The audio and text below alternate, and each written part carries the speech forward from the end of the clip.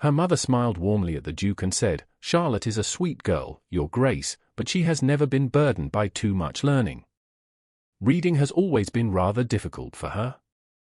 The lie settled over the drawing room as gently as falling snow. No one challenged it. No one even looked surprised. Charlotte Whitmore lowered her eyes to her teacup and said nothing. Across the room, Nathaniel Ashcroft, Duke of Ravenshire, merely inclined his head with polite indifference.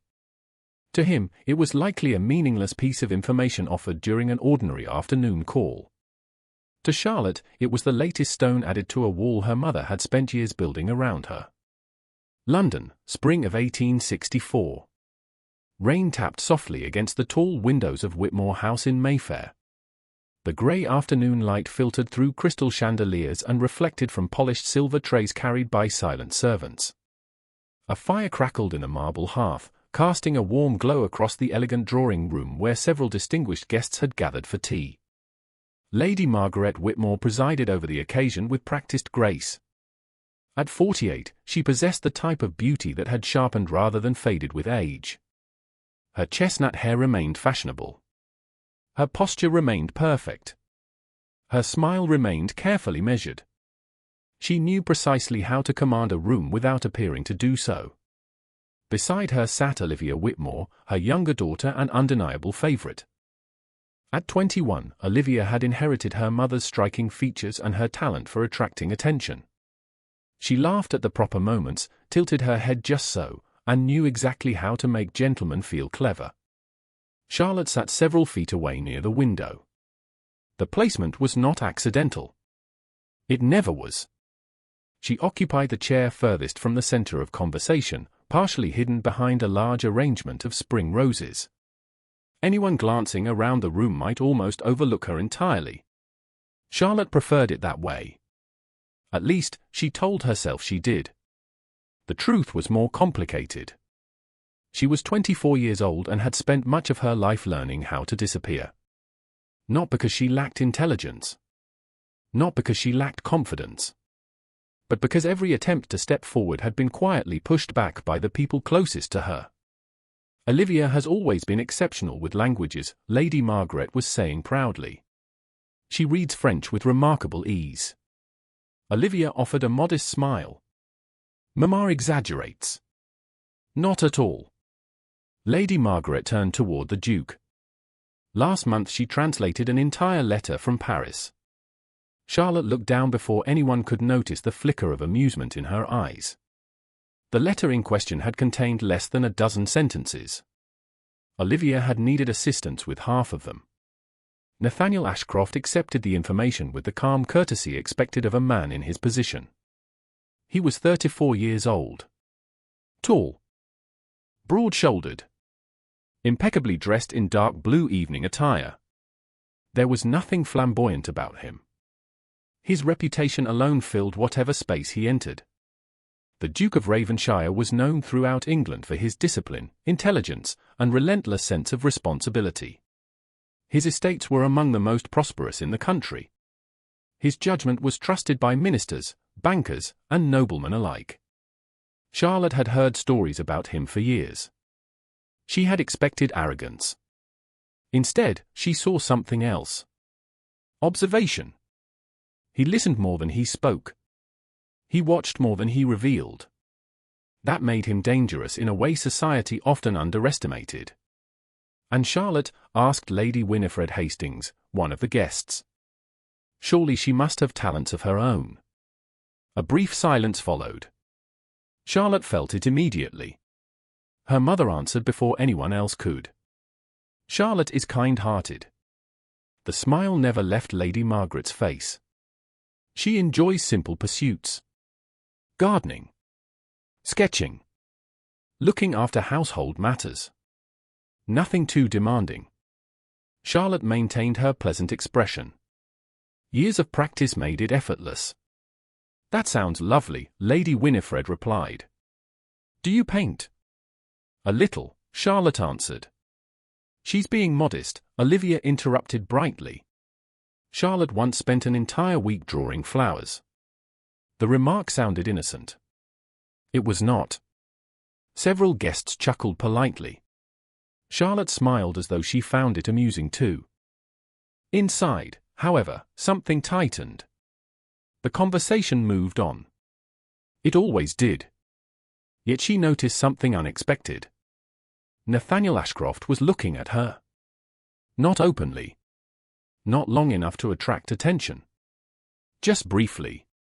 Thoughtfully. As if he had noticed something beneath the surface of the exchange. Charlotte looked away first. Moments later, a servant entered carrying a silver tray. Fresh correspondence had arrived. Among the letters was a sealed packet delivered specifically for Lady Margaret. Her expression changed the instant she saw it. Most people would not have noticed. Charlotte did. The slight stiffening of her shoulders. The brief pause before she accepted the envelope. Concern flashed across her mother's features and vanished almost immediately. Interesting. Lady Margaret excused herself and crossed toward a smaller sitting area near the far side of the room. Charlotte watched discreetly. Her mother opened the letter. Read several lines. Folded it again. Then slipped it into her sleeve. Whatever the message contained, it was not pleasant. A few minutes later, tea concluded. Guests began drifting into smaller conversations. Musicians in the adjoining parlor prepared to perform. Charlotte finally escaped to the window overlooking the rainy street below. She welcomed the temporary solitude. "You seem relieved." The voice startled her. She turned. The Duke stood beside her. Not close enough to violate propriety. Close enough to speak privately. Charlotte managed a composed smile. "Do I?" "Slightly. That is disappointing. I was hoping my performance had been more convincing." A faint expression touched his face. Not quite a smile. Not quite amusement. Performance. An afternoon of polite conversation requires endurance. "I cannot disagree." Charlotte glanced toward the gathering behind them. "That is a dangerous admission from a duke. Then perhaps you should keep it confidential." She laughed softly. The sound surprised even her. Nathaniel studied her for a moment. "Do you often hide near windows during social events?" "Only when there are no libraries available." The answer escaped before she could stop it. His eyebrow lifted slightly. "You enjoy reading?" Charlotte nearly laughed at the irony. "Very much." For the first time, genuine curiosity appeared in his expression. Before he could respond, Olivia approached. "Your Grace." Her voice was warm and effortless. "Mama was hoping to show you Father's collection of landscape paintings." The interruption was perfectly timed. Charlotte recognized the strategy instantly. Olivia rarely left opportunities unattended. Nathaniel glanced toward Charlotte. Then toward Olivia. "Of course." He inclined his head politely and followed her. Charlotte remained by the window. Rain continued sliding down the glass in silver trails. She should have felt relieved. Instead, a strange disappointment lingered. It was foolish. The Duke was simply another visitor.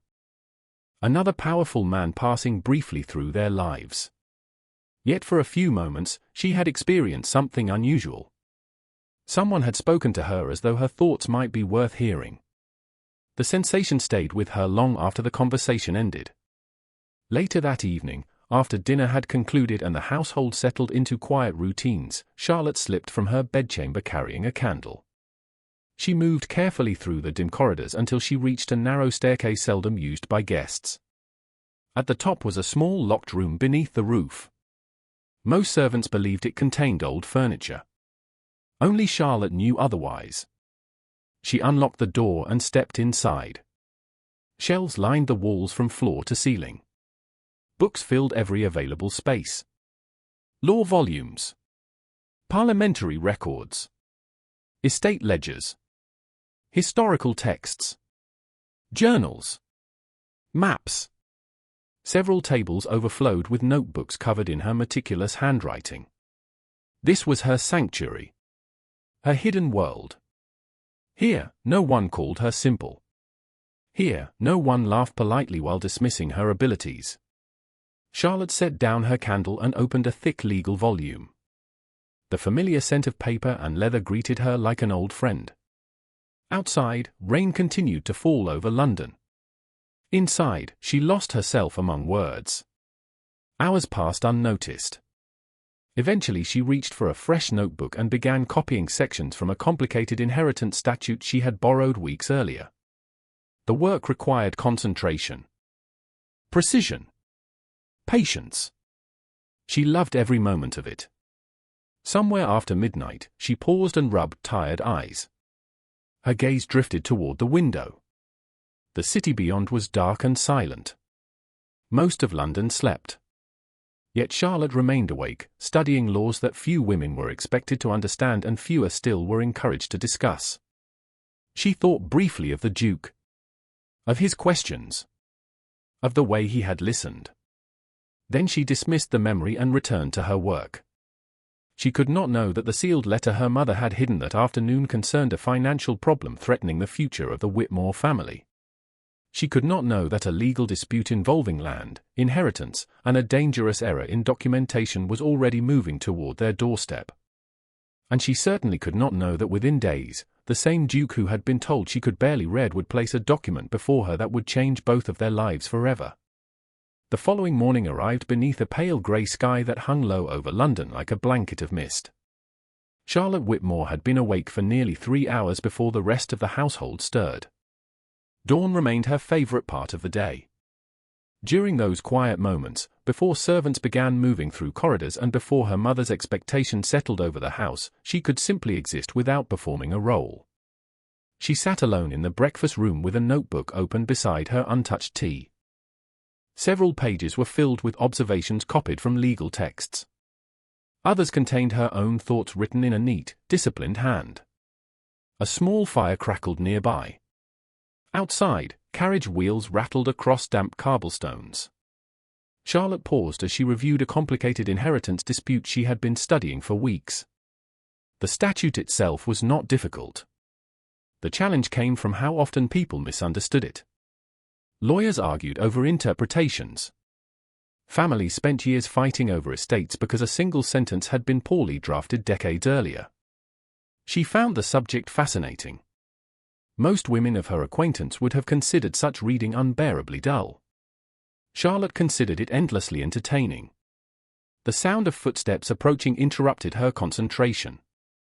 She quickly closed the notebook. A moment later, her father entered the room. Edward Whitmore looked older than his 56 years. His hair had thinned noticeably during the past decade. Deep lines marked his face.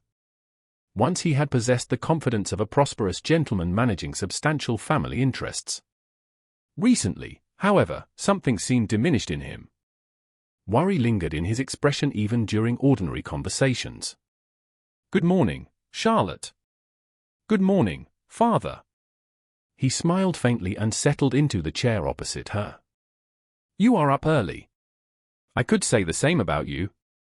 Unfortunately, responsibility rarely sleeps. His attempt at humor fell flat. Charlotte noticed the dark circles beneath his eyes. "Is something troubling you?" she asked gently. For a moment he appeared tempted to answer honestly. Then caution returned. "Nothing that need concern you." Charlotte lowered her gaze. She had heard that phrase countless times throughout her life.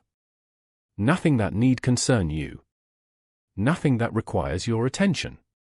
Nothing that you would understand. The irony never failed to sting. Edward reached for the morning paper. "The Duke of Ravenshire is expected to visit again this afternoon." Charlotte's fingers tightened slightly around her teacup. "Is he?" "Business regarding several neighboring properties." Edward folded the newspaper. "A fortunate opportunity. His Grace possesses considerable influence." Charlotte nodded. "Indeed." Her father hesitated. "Lady Margaret is eager to make a favorable impression." That, Charlotte thought, was hardly surprising. Few families ignored opportunities to strengthen connections with one of England's most powerful dukes. Especially not families experiencing difficulties they preferred to keep hidden. Before she could reply, the door opened and Lady Margaret entered with Olivia close behind. The atmosphere in the room changed immediately. It always did. Lady Margaret possessed a talent for directing attention without raising her voice. "There you are, Edward. I have been looking for you. Good morning." "Good morning." She accepted a cup of tea from a waiting servant. "The Duke will arrive at 2 o'clock. Everything must be prepared properly." Edward nodded. "Of course." Lady Margaret turned toward Charlotte. "You will join us this afternoon?" Charlotte blinked. "I had assumed Olivia would be entertaining the guests." "Olivia will." The answer came immediately. "Nevertheless, your presence is expected." Charlotte recognized the hidden meaning. Be present. Be pleasant. Say little. She offered a polite smile. "Naturally." Olivia settled gracefully into her chair. "I understand the Duke recently purchased additional land in Hampshire." "So I have heard," Charlotte replied. "An excellent decision. The area has great potential." Olivia looked mildly surprised. "You know something about land management?" Lady Margaret answered before Charlotte could speak. "Not really. Charlotte simply reads whatever happens to fall into her hands." The remark sounded harmless. It was not. Edward shifted uncomfortably. Charlotte maintained her composure. "A dangerous habit." "Quite." Lady Margaret smiled over the rim of her teacup. "One never knows what confusion excessive reading might cause." Olivia laughed. Edward did not. Charlotte said nothing. The conversation moved elsewhere. Yet the familiar frustration lingered. Her mother did not simply underestimate her. She actively shaped how others perceived her. Every gathering. Every introduction. Every opportunity. The pattern never changed. Charlotte spent the remainder of the morning assisting with correspondence and household accounts. The work itself was straightforward. She completed it efficiently and returned the ledgers to the study before anyone noticed she had corrected several numerical errors. Shortly after noon, she crossed paths with a young footman carrying a stack of documents. One sheet slipped loose and drifted onto the floor. Charlotte bent to retrieve it. Her eyes automatically scanned the page before she handed it back. The document bore legal markings. Several names. Property references. Estate boundaries. Something about it felt oddly familiar. "Where did this come from?" she asked. "His lordship's study, miss." Charlotte nodded and returned the paper. Yet curiosity remained. The description referenced parcels of land bordering properties associated with Ravenshire interests. Interesting. By 2 o'clock, Whitmore House had transformed into a showcase of refinement. Fresh flowers adorned every major room. Silver gleamed. Servants moved with heightened precision. Lady Margaret inspected every detail personally. Charlotte wore a modest blue afternoon gown. Elegant enough to satisfy expectations. Plain enough to avoid attracting notice. As instructed, she occupied a position near the edge of the drawing room when the Duke arrived. Nathaniel Ashcroft entered with the same calm authority she remembered from the previous day. He greeted her parents courteously. Exchanged pleasantries. Accepted tea. Nothing about his manner suggested a man conscious of his enormous influence. That quality alone made him more formidable than many noblemen Charlotte had encountered. She noticed something else as well. He appeared preoccupied. His attention occasionally drifted toward a leather portfolio resting beside him. Whatever business had brought him here, it clearly mattered. After several minutes of conversation, Edward Whitmore finally addressed the subject. "Regarding the Ravenshire trust matter." Nathaniel nodded. "Yes." He opened the portfolio and withdrew several documents. Charlotte remained where she was. She had no intention of intruding. Yet the moment the papers appeared, she recognized the format. Legal instruments. Property transfers. Trust amendments. Her pulse quickened slightly. Lady Margaret immediately redirected attention elsewhere. "Charlotte dear, perhaps you might help Mrs. Turner select flowers for tomorrow's luncheon." The request arrived too quickly. Too conveniently. Charlotte understood at once. Her mother wanted her removed before business discussions began. Normally she would have obeyed without question. Today, however, something unexpected occurred. Nathaniel glanced up from the documents. "Miss Whitmore need not leave on my account." Silence followed. Brief. Noticeable. Lady Margaret recovered first. "You are very kind, Your Grace. However, these matters are terribly technical." "I am aware." Nathaniel's tone remained pleasant. "Still, I doubt Miss Whitmore will be distressed by the sight of paperwork." Charlotte lowered her gaze to hide her surprise. Edward looked uncertain. Olivia looked annoyed. Lady Margaret smiled. "Of course." Yet the smile seemed slightly strained. Charlotte resumed her seat. The discussion continued. Property lines. Trust obligations. Historical claims. Financial responsibilities. Most listeners would have lost interest within minutes. Charlotte followed every word. Gradually she realized why Nathaniel appeared concerned. One of the trust documents contained inconsistencies. Small ones. Easy to overlook. Yet potentially significant. She could not examine the pages directly from her position across the room. Still, several details troubled her. The Duke continued speaking with Edward. Questions were raised. Answers exchanged. Lady Margaret occasionally attempted to steer conversation elsewhere. Nathaniel always returned to the subject. An hour passed. Eventually tea concluded. The documents disappeared back into the portfolio. Business would continue at a later meeting. Nathaniel rose to depart. As farewells were exchanged, he unexpectedly approached Charlotte. "Miss Whitmore." "Your Grace. I hope your reading material has improved since yesterday." The remark caught her off guard. Amusement flickered in his eyes. Genuine amusement.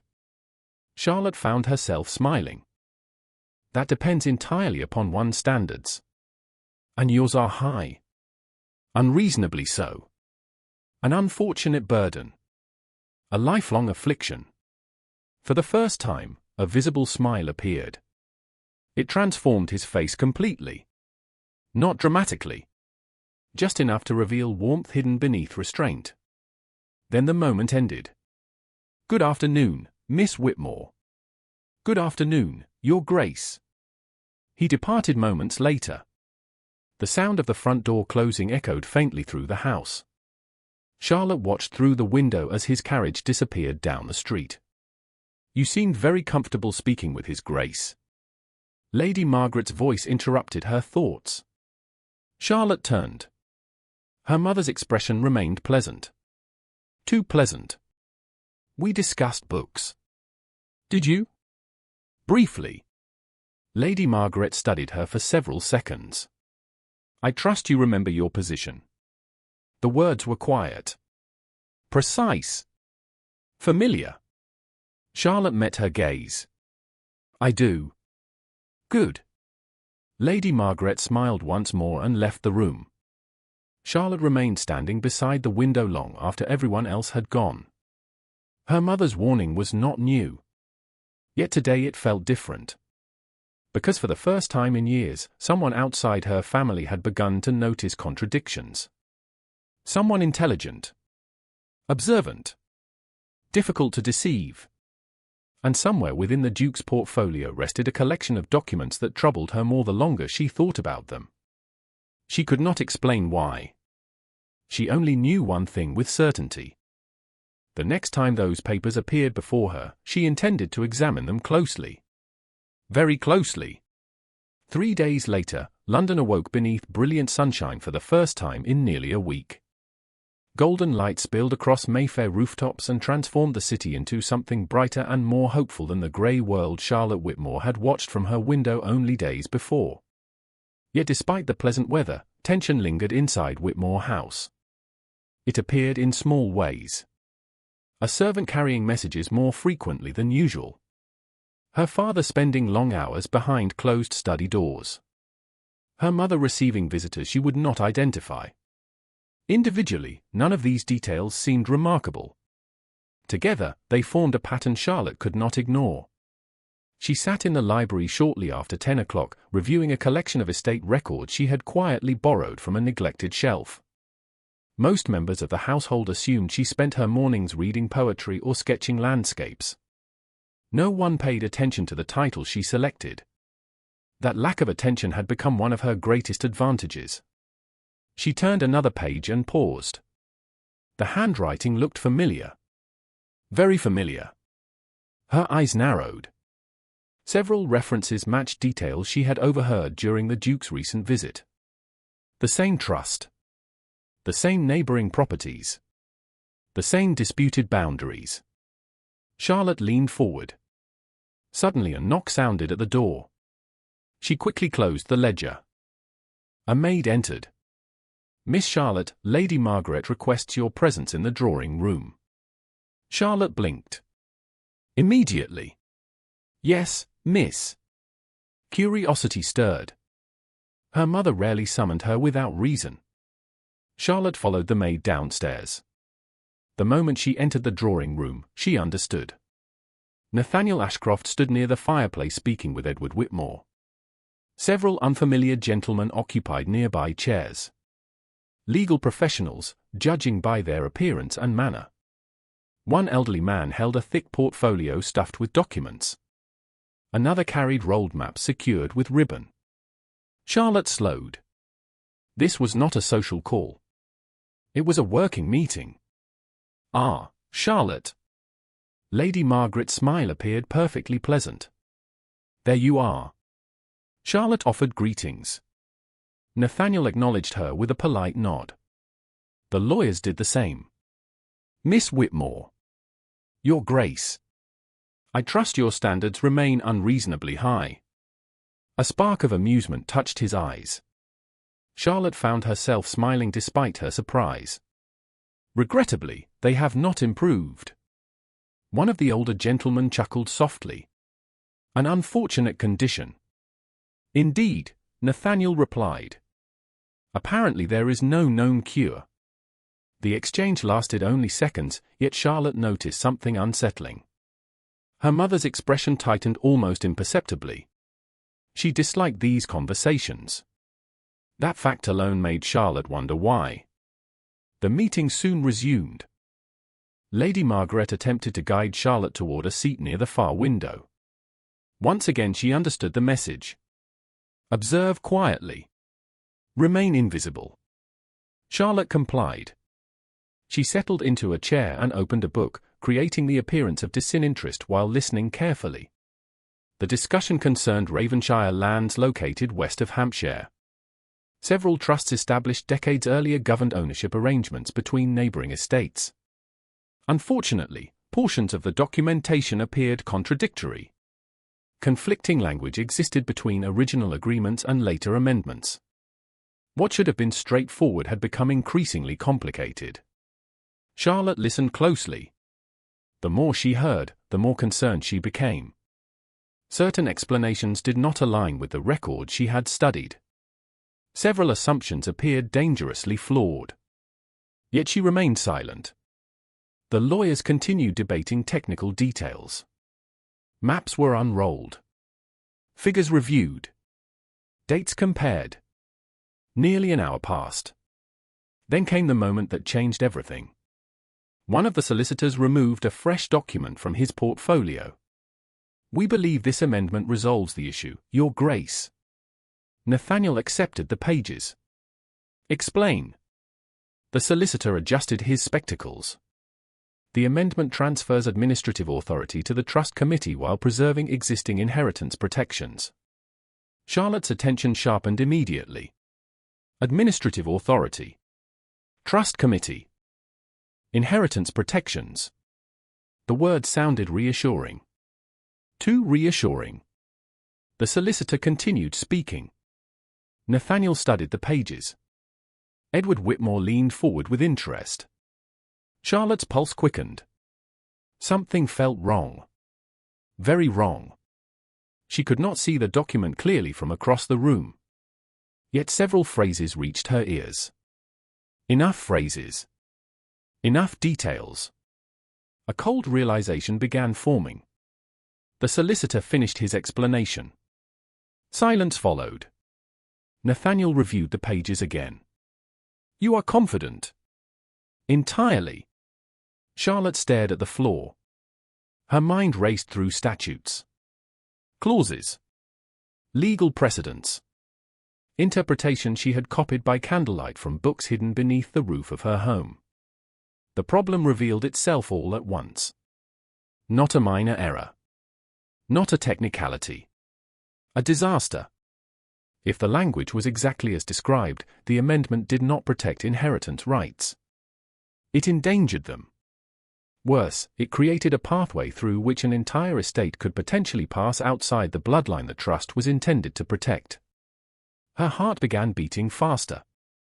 Surely she had misunderstood. She listened again. The solicitor repeated key sections.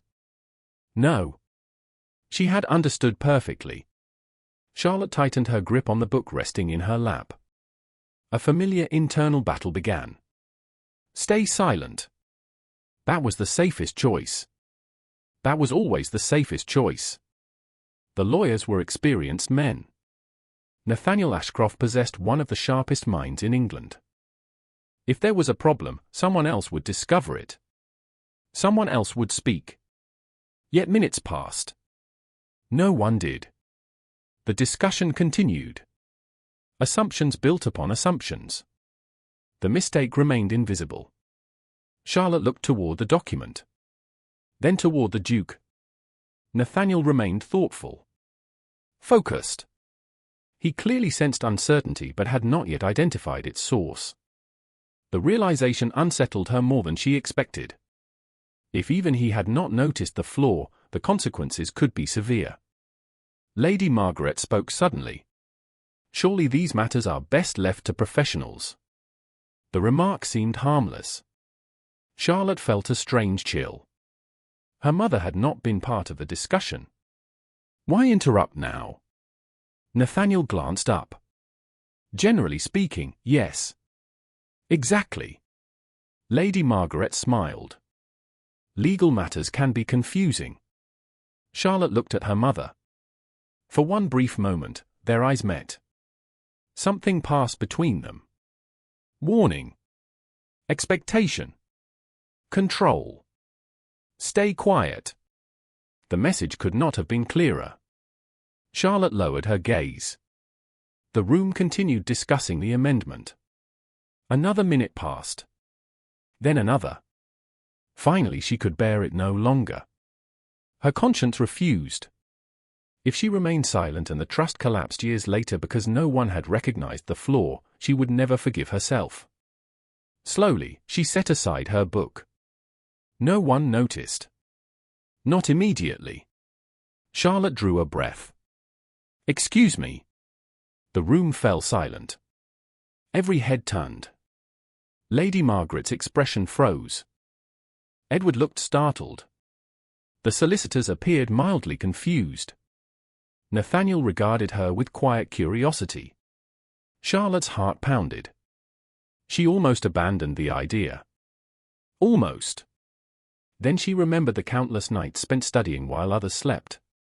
The years of pretending ignorance. The endless dismissal.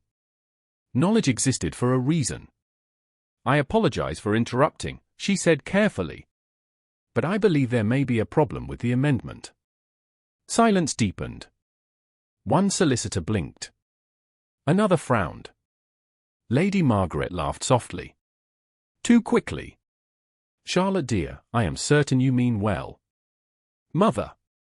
The word emerged more firmly than intended. The room grew still again. Nathaniel did not speak. He simply watched. Charlotte continued. The language concerning administrative authority appears broader than intended. The elderly solicitor frowned. Broader in what sense? Charlotte swallowed. Every instinct urged retreat. Yet the opening had been created. There was no turning back. If authority transfers exactly as described, the committee could potentially alter beneficiary status through procedural interpretation without directly violating the trust. Confusion crossed several faces. Then skepticism. The solicitor shook his head. That is not possible. Charlotte felt heat rise to her cheeks. I believe it is. On what basis? She hesitated. For a terrible moment she feared her voice might fail. Then years of study carried her forward. The Weatherby precedent of 1847. The room became very quiet. One solicitor straightened. Another looked genuinely surprised. Charlotte continued before courage deserted her. The court determined that administrative authority could indirectly affect beneficiary outcomes when trust language lacked explicit restrictions. Similar wording appears here. No one laughed. No one interrupted. Nathaniel's attention sharpened noticeably. Show me. Charlotte stared. Your Grace? He extended the document toward her. Show me the section. A strange hush settled over the room. Lady Margaret looked horrified. Olivia, who had entered unnoticed several minutes earlier, appeared equally stunned. Charlotte rose slowly. Every eye followed her as she crossed the room. She accepted the pages with careful hands. Her pulse thundered in her ears. For years she had hidden in plain sight. For years people had spoken around her rather than to her. Now she stood beside the most powerful man in the room holding a legal document that several trained professionals had already approved. Charlotte located the clause immediately. Here. Nathaniel leaned closer. Not close enough to breach propriety. Close enough to read. Explain. Charlotte pointed to a specific line. The amendment grants discretionary administrative review authority without defining limits. The solicitor opened his mouth. She continued before he could interrupt. If circumstances change, future committees could reinterpret eligibility standards. The original inheritance protections become vulnerable. Nathaniel studied the language. His expression changed. Slightly. Yet unmistakably. He saw it. The realization traveled across the room like a silent shockwave. One solicitor reached for the document. Another adjusted his spectacles and reread the clause. 30 seconds passed. Then 60. Finally the elderly lawyer exhaled slowly. Good heavens. No one spoke. Nathaniel lifted his gaze from the page and looked directly at Charlotte. For the first time since they had met, surprise appeared openly in his eyes. Not polite interest. Not curiosity. Genuine surprise. And beneath it, something even more dangerous. Respect. Charlotte felt every person in the room staring at her. She wished desperately to disappear. Yet she knew with absolute certainty that nothing would ever be quite the same again. No one moved. No one reached for a teacup. No one attempted to rescue the conversation. The drawing room, which only moments earlier had been filled with confident discussion, now felt suspended in a strange and delicate silence. Charlotte stood beside the Duke holding the document while a room full of experienced men reconsidered assumptions they had accepted without question. The elderly solicitor was the first to recover. He adjusted his spectacles and carefully reread the disputed clause. Then he read it again. Good Lord, he murmured. She is correct. The words landed with surprising force. Charlotte wished they had not. Every eye remained fixed upon her. She would have preferred a polite dismissal. A brief acknowledgement. Anything that allowed the room to move on.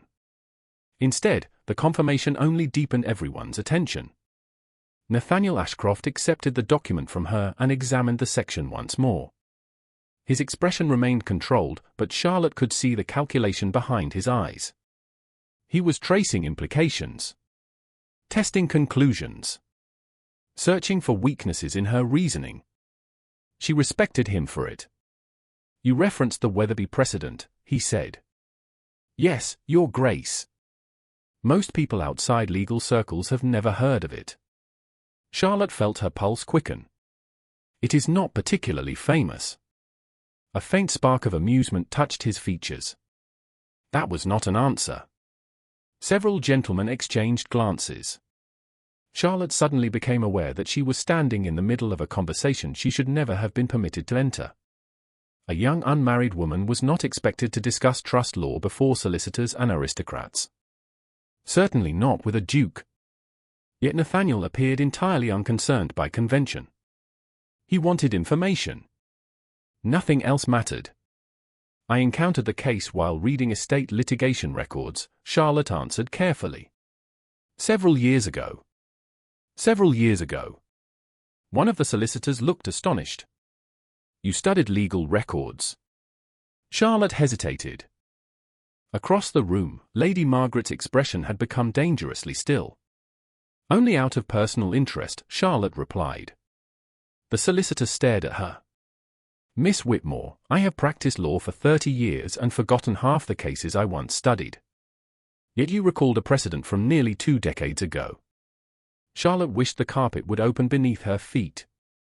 Instead, she offered the only answer available. It seemed important. The elderly solicitor laughed softly.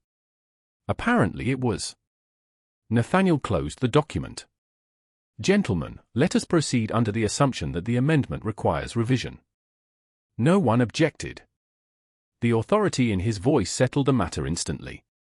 The discussion resumed, but the atmosphere had changed. Every few minutes someone glanced toward Charlotte. At first she attempted to retreat quietly to her seat.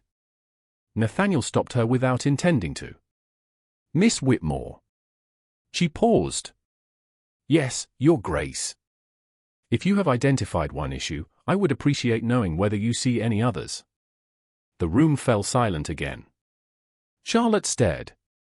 Surely he could not be serious. One solicitor appeared mildly offended. Another looked intrigued. Edward Whitmore looked as though he could not decide whether to be proud or alarmed. Lady Margaret looked neither. She looked trapped. "I would not wish to intrude," Charlotte said carefully. "You would not be intruding." Nathaniel's tone remained calm. "You would be assisting." The distinction mattered. More than he realized. Charlotte slowly returned to the table. The next hour unfolded unlike anything she had ever experienced. Maps spread across polished wood. Documents changed hands. Questions arose. Occasionally someone asked for Charlotte's opinion. At first she answered cautiously. Then more confidently. Not because she sought attention, but because the work itself fascinated her. She pointed out inconsistencies between property descriptions drafted years apart. She identified ambiguous language within trust amendments. She suggested reviewing several overlooked records before finalizing conclusions. Each observation generated further discussion. Not every suggestion proved correct. Nathaniel challenged her more than once. So did the solicitors. Yet she welcomed disagreement. Facts mattered more than pride. Gradually skepticism faded. Respect replaced it. By late afternoon, even the most doubtful solicitor had begun consulting her directly. "Miss Whitmore, would you examine this section?" "Miss Whitmore, what do you make of this date discrepancy?" "Miss Whitmore, does this resemble the Ashbury settlement?" Charlotte answered as best she could. The strange experience felt almost unreal. She had spent years hiding knowledge no one wished to acknowledge. Now those same skills occupied the center of the room. The greatest surprise, however, came from Nathaniel himself. He listened. Not politely. Not indulgently. He listened as he would to any capable advisor. When he disagreed, he explained why. When she raised a valid point, he considered it seriously. There was no condescension. No amusement. No effort to make her feel unusual for understanding complex material. The absence of dismissal felt more remarkable than praise. Eventually the meeting concluded. Papers were gathered. Maps rolled away. Servants entered carrying fresh tea. The solicitors prepared to depart. Before leaving, the elderly lawyer approached Charlotte. "Miss Whitmore. So, you have embarrassed several professionals today." Charlotte nearly choked on her tea. The gentleman smiled kindly. Fortunately, it was deserved. A few moments later, the visitors departed. Carriages rolled away. Doors closed. Silence returned to Whitmore House. The moment the final guest disappeared, tension rushed into the room like a storm entering through an open window. Lady Margaret set down her teacup with deliberate care. "Charlotte." The single word carried unmistakable warning. Charlotte met her gaze. "Yes, mother." A word. Edward shifted uneasily. Olivia suddenly found something fascinating about the flowers near the window. Charlotte followed her mother into a smaller sitting room. The door closed behind them. Lady Margaret remained standing. "What possessed you?" Charlotte blinked. "I beg your pardon." "Do not pretend confusion." Her mother's composure remained intact, but irritation sharpened every syllable. "You inserted yourself into a legal discussion involving solicitors and one of the most influential men in England." Charlotte drew a slow breath. "There was an error. That was not your concern." The response arrived immediately. Charlotte stared. For a moment she wondered whether she had heard correctly. An estate could have been endangered.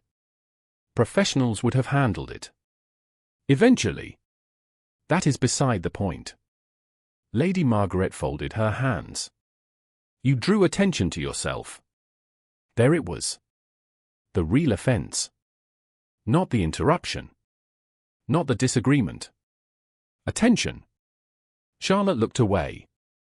A familiar sadness settled over her. "You have spent years encouraging people to believe I am incapable," she said quietly. Lady Margaret's expression hardened. "Do not be dramatic." "Is it dramatic?" Charlotte asked. "You told His Grace I struggled to read." A harmless remark. It was not true. Silence followed. Lady Margaret looked genuinely irritated now. "Why does this matter?" Charlotte almost laughed. The question felt astonishing. Why did truth matter? Why did dignity matter? Why did being seen matter? Yet she knew better than to pursue the argument. Nothing would change. It never did. Lady Margaret stepped closer. "Listen carefully. The Duke is an important man. Families compete for his notice. Olivia has every opportunity to make a favorable impression. I will not have unnecessary complications." The meaning struck Charlotte immediately. She looked at her mother. "You believe I am a complication." "I believe society functions according to expectations." Lady Margaret's voice softened. "Charlotte, there is nothing wrong with being practical." Practical. The word sounded suspiciously like invisible. Charlotte lowered her eyes. "Of course, mother." Lady Margaret relaxed slightly. She mistook surrender for agreement. She always had. The conversation ended soon afterward. Charlotte escaped to the garden, needing distance more than fresh air. Evening sunlight stretched across the lawns. Spring flowers nodded gently in the breeze. For several minutes she walked alone among quiet paths and carefully trimmed hedges. The events of the afternoon replayed endlessly in her mind. She should have felt triumphant. Instead she felt unsettled. Recognition was unfamiliar territory. So was disappointment. Because now that she had experienced what it felt like to be heard, returning to silence seemed far more difficult than before. Footsteps sounded behind her. Charlotte turned. To her surprise, Edward Whitmore approached. Her father rarely sought private conversations. "Charlotte." "Father." He stopped beside her. For several moments he said nothing. Then he cleared his throat. "You were impressive today." Charlotte blinked. Genuine surprise swept through her. Compliments from her father were rare. "Thank you." Edward looked toward the fading sunlight. "I did not realize." He paused. "I suppose there are many things I did not realize." The honesty in his voice hurt more than criticism ever could. Charlotte smiled gently. "That is all right." "No." He shook his head. "I am not certain it is." Before she could respond, another servant appeared carrying a message. "A note has arrived, sir." Edward accepted it. His expression changed as he read. Concern returned immediately. The familiar worry Charlotte had noticed for weeks resurfaced. "Father." He folded the letter too quickly. "Nothing important." Charlotte recognized the lie. So did he. Their eyes met briefly. Then Edward forced a smile and walked back toward the house. Charlotte remained where she was. The garden suddenly felt colder. Whatever difficulties haunted her father had not disappeared. If anything, they seemed worse. She watched him disappear through the terrace doors. Moments later another carriage rolled past the gates at the far end of the property. A black carriage bearing the crest of Ravenshire. Charlotte frowned. The Duke had already departed hours ago. Why send a messenger now? Curiosity stirred. An uneasy feeling accompanied it. Somewhere among trust documents, hidden letters, and growing financial concerns, larger problems were beginning to emerge. And for the first time, Charlotte found herself standing directly in their path. The following morning, Charlotte awoke with the uneasy feeling that something had shifted beneath the surface of her life. Nothing visible had changed. The house remained the same. The servants followed familiar routines. Her mother continued directing the household with effortless authority. Yet the memory of the previous afternoon lingered in every corner of her mind. For years she had hidden her knowledge because no one wished to see it. Now someone had. And that someone happened to be one of the most influential men in England. She spent the early hours attempting to focus on ordinary tasks. Correspondence. Household accounts. A review of inventory records requested by the housekeeper. Normally such work helped settle her thoughts. Today it did not. Every few minutes she found herself recalling the look on Nathaniel Ashcroft's face when he realized she had been correct. It had not been admiration. At least not initially. It had been surprise. Genuine surprise. Followed by careful reassessment. Charlotte suspected the second reaction mattered far more than the first. Shortly before noon, she was organizing account books in the morning room when a servant appeared at the door. "Miss Charlotte." "Yes?" "A message has arrived from Ravenshire House." Charlotte looked up sharply. "For father?" "No, miss." "For you." Her pulse stumbled. "For me?" The footman stepped forward and presented a sealed envelope. The Ravenshire crest stood prominently upon the wax seal. Charlotte stared at it for several seconds before accepting it. Messages from dukes did not arrive for women like her? Certainly not for women her mother insisted were incapable of understanding serious matters. The servant withdrew. Charlotte remained seated, staring at the envelope. Finally she broke the seal. The note inside was brief. "Miss Whitmore, I would appreciate your assistance regarding several trust documents discussed during our recent meeting. If convenient, I invite you to review the materials tomorrow afternoon at Ravenshire House. Your observations may prove valuable. Respectfully, Nathaniel Ashcroft, Duke of Ravenshire." Charlotte read the message twice. Then a third time. She was still holding it when the door opened. Lady Margaret entered. The moment she noticed the letter, her eyes sharpened. "What is that?" Charlotte folded the note. A message. From whom? There was no point avoiding the answer. The Duke. Silence followed. Brief. Dangerous. Lady Margaret extended her hand. Let me see it. Charlotte hesitated, then passed over the note. Her mother read it. The color slowly drained from her face. This is inappropriate. Charlotte blinked. How? A private invitation. To review trust documents. That is not the point. Lady Margaret folded the letter with precise movements. Why would His Grace seek your assistance? Charlotte knew better than to answer honestly. Because he values competence more than appearances. Because he listened. Because he noticed what others ignored. Instead she said, you would have to ask him. Lady Margaret's jaw tightened. I intend to. That evening, tension spread through the household like smoke. Olivia appeared unusually quiet during dinner. Edward Whitmore seemed distracted. Lady Margaret remained composed, yet Charlotte recognized the signs of irritation hidden beneath her elegance. Several times she caught her mother studying her with a mixture of confusion and concern. As though Charlotte had suddenly become someone unfamiliar. After dinner, Edward requested a private conversation with his wife. Their voices drifted faintly from the study. Charlotte could not distinguish words. She did not need to. The disagreement was obvious. Later that night, she climbed the narrow staircase to her hidden library beneath the roof. Books surrounded her. Familiar. Reliable. Honest. She settled at the small desk and opened a legal volume. Yet concentration proved impossible. Her thoughts returned repeatedly to the invitation. Why had Nathaniel asked for her specifically? He possessed access to the finest solicitors in England.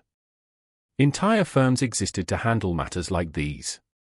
He did not need assistance from an overlooked gentleman's daughter hidden in a Mayfair drawing room.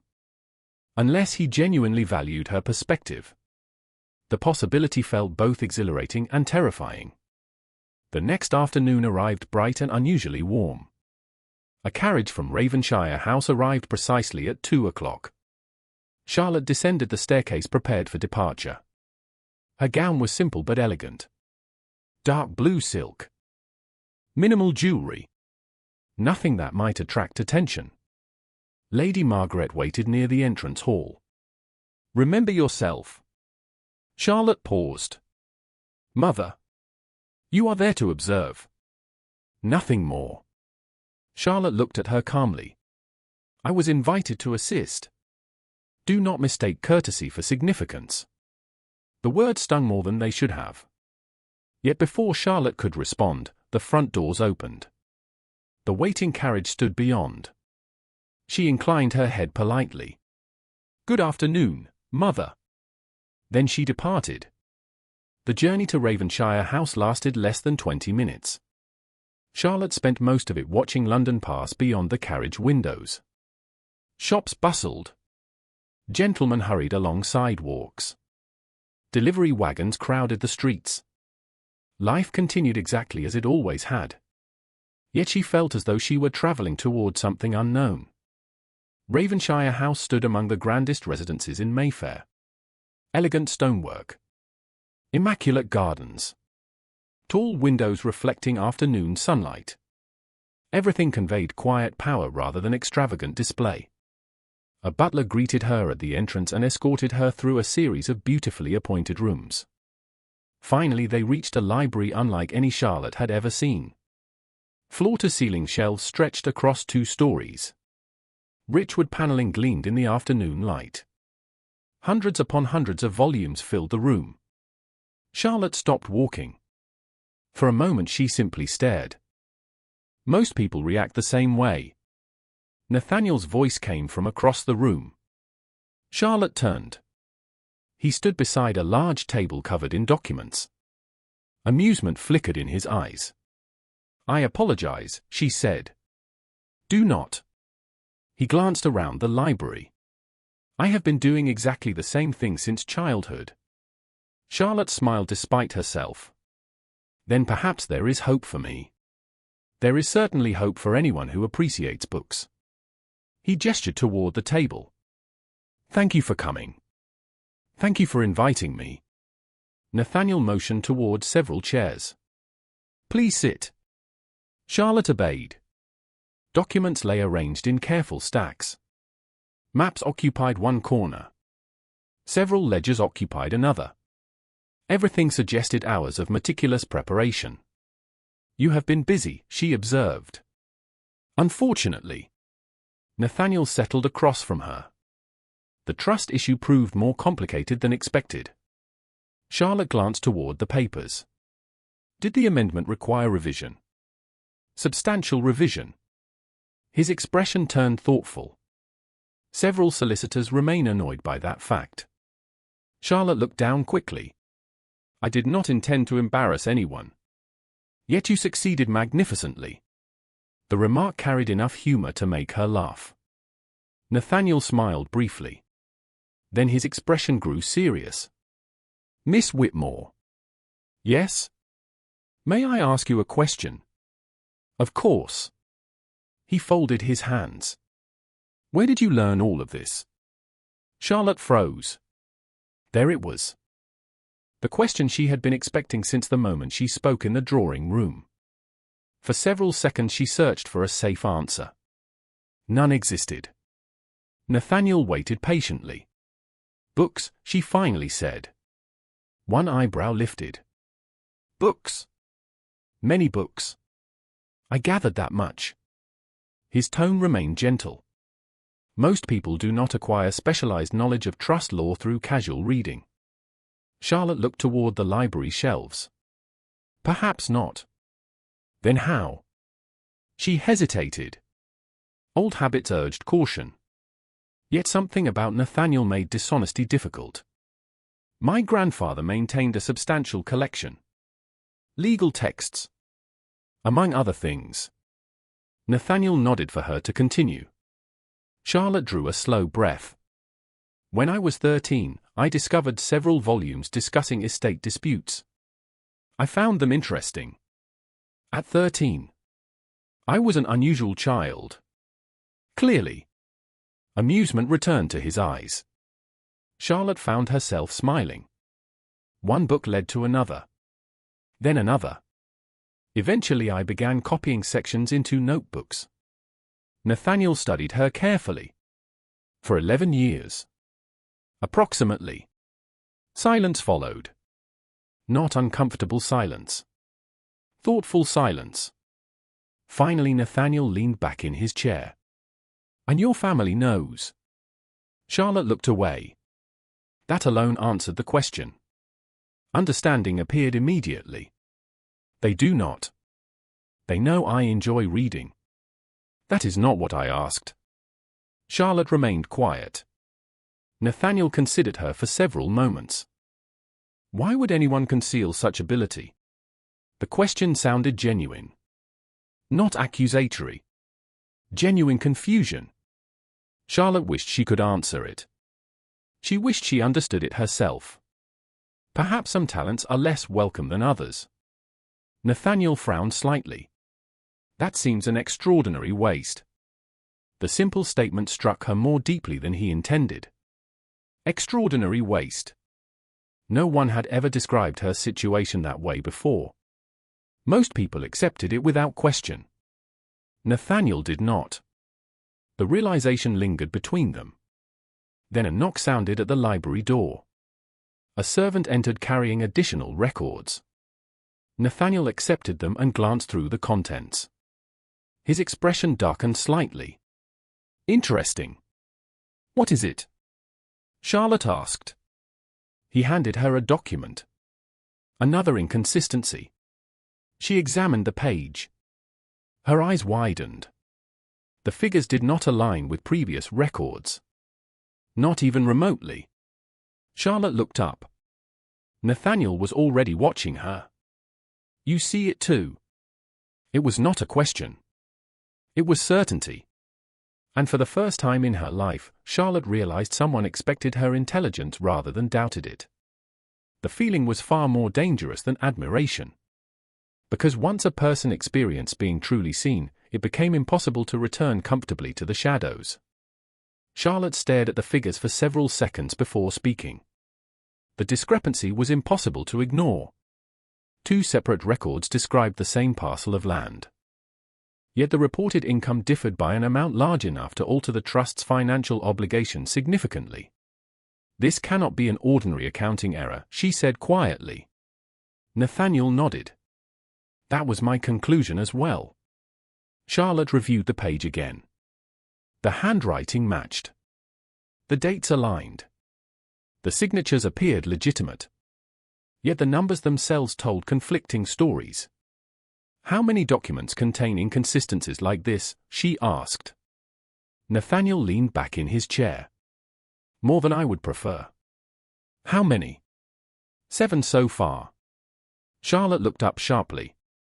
7 was not a coincidence. 7 suggested a pattern. Nathaniel watched her expression carefully. "You see why I asked for your assistance. Someone reviewing these records casually might overlook them." "Precisely." Charlotte lowered her gaze to the papers. The room seemed unusually quiet. Sunlight filtered through tall windows. Dust drifted lazily through golden beams. Somewhere beyond the library walls, servants moved through the vast house.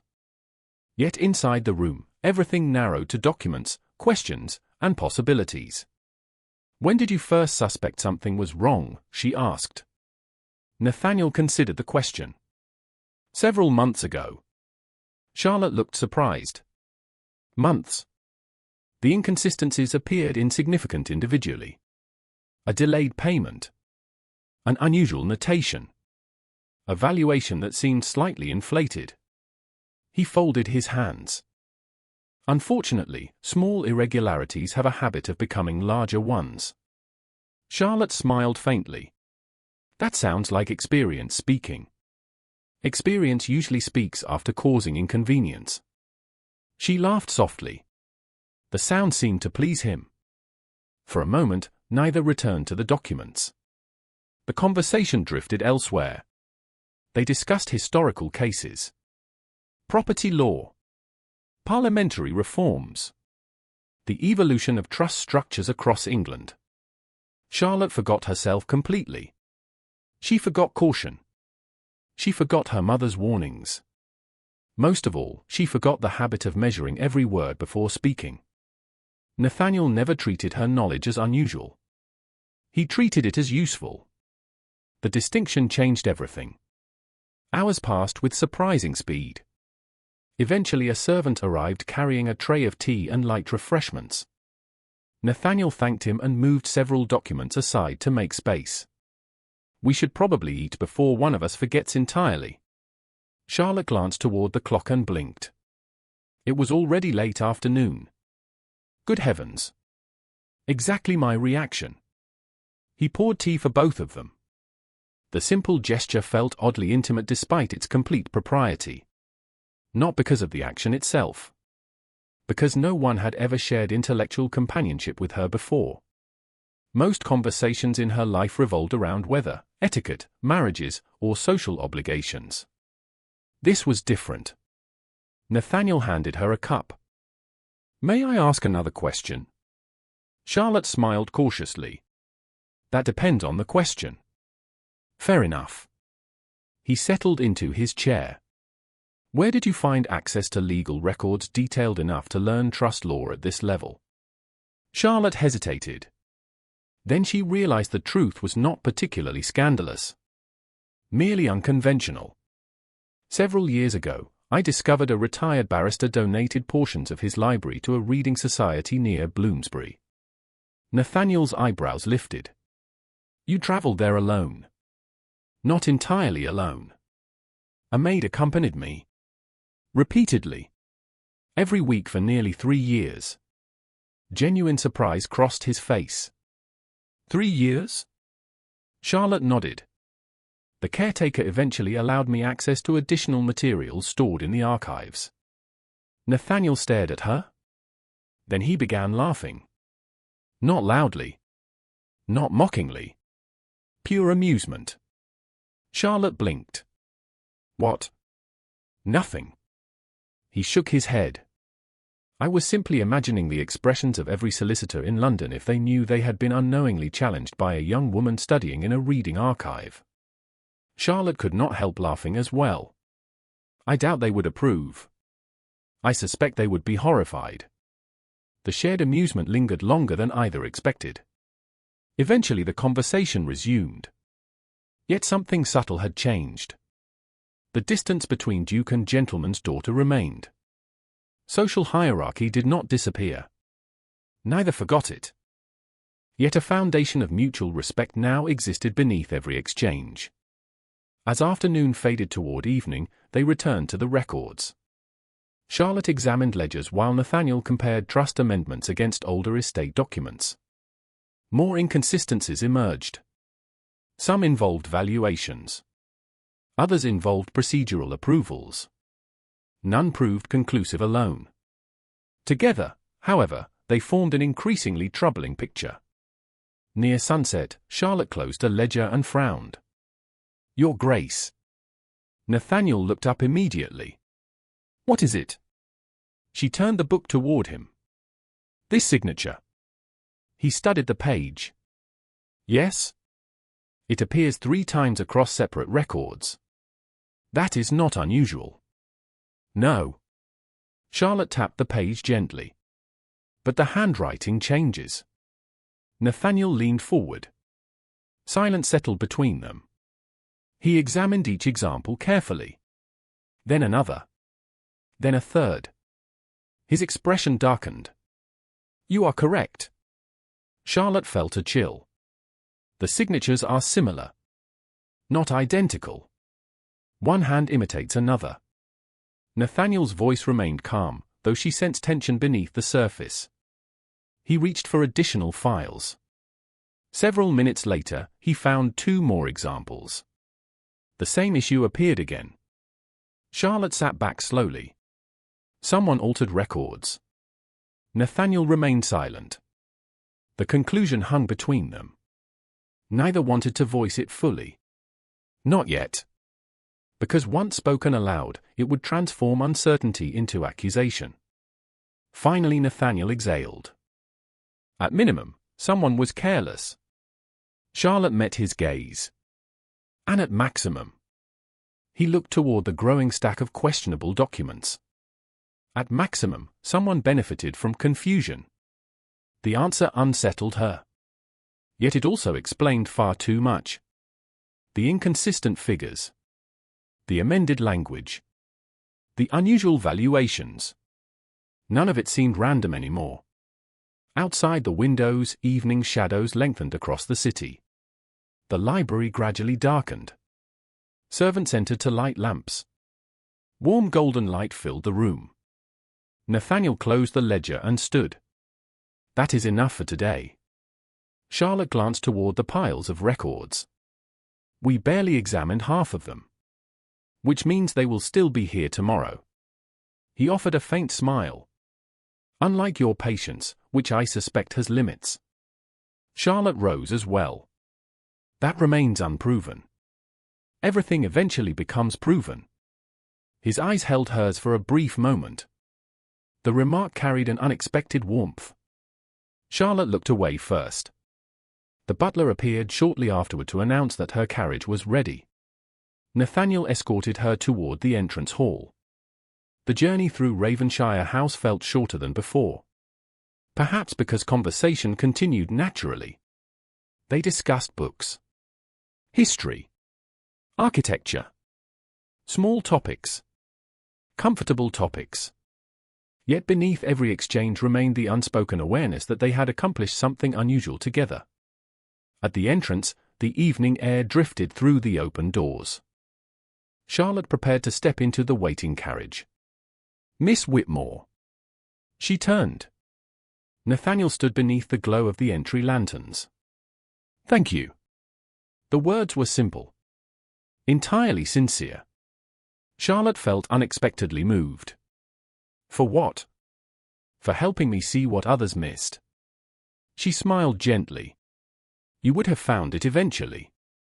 Nathaniel shook his head. Perhaps. His gaze remained steady. But not soon enough. For a moment neither spoke. Then Charlotte inclined her head. Good evening, Your Grace. Good evening, Miss Whitmore. The carriage departed moments later. Charlotte watched Ravenshire House disappear behind them as they travelled through the evening streets of London. She should have been exhausted. Instead, her thoughts raced.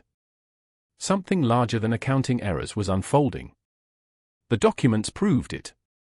Yet another realization troubled her even more. She had spent years believing invisibility was safety. Years convincing herself she wanted nothing else. Now, after only a handful of conversations with one observant duke, that certainty was beginning to crumble. And back at Whitmore House, another development awaited her. As the carriage approached home, she noticed unfamiliar lights burning inside her father's study. Multiple lamps. Multiple silhouettes moving behind the curtains. Visitors. Important visitors. At this hour. Charlotte's unease returned immediately. Whatever burden Edward Whitmore had been hiding was growing heavier. And increasingly, it seemed connected to secrets that were no longer willing to remain hidden. Charlotte barely stepped through the front doors before she sensed something was wrong. The atmosphere inside Whitmore House felt unusually strained. Servants moved quietly. Conversation stopped when she entered a room. Even the air seemed heavier. She removed her gloves and handed them to a maid. Who is with father? The maid hesitated. Mr. Carlyle, miss. And Mr. Benton. Charlotte recognized both names immediately. Neither man visited socially. They were financial advisors. Her unease deepened. She climbed the staircase toward the family wing but slowed as she passed the study. Voices drifted through the closed door. Her father's voice sounded tired. Another voice sounded firm. Impatient. The extension cannot continue indefinitely. Charlotte froze. I understand. That was Edward Whitmore. Then additional guarantees will be necessary. Silence followed. Charlotte moved away before she could hear more. She did not believe in eavesdropping. Yet what little she had heard confirmed her growing suspicion. Something serious threatened the family's finances. That evening, dinner proved unusually uncomfortable. Edward spoke little. Olivia attempted several cheerful observations that fell flat. Lady Margaret maintained perfect composure, though Charlotte noticed the tension hidden beneath it.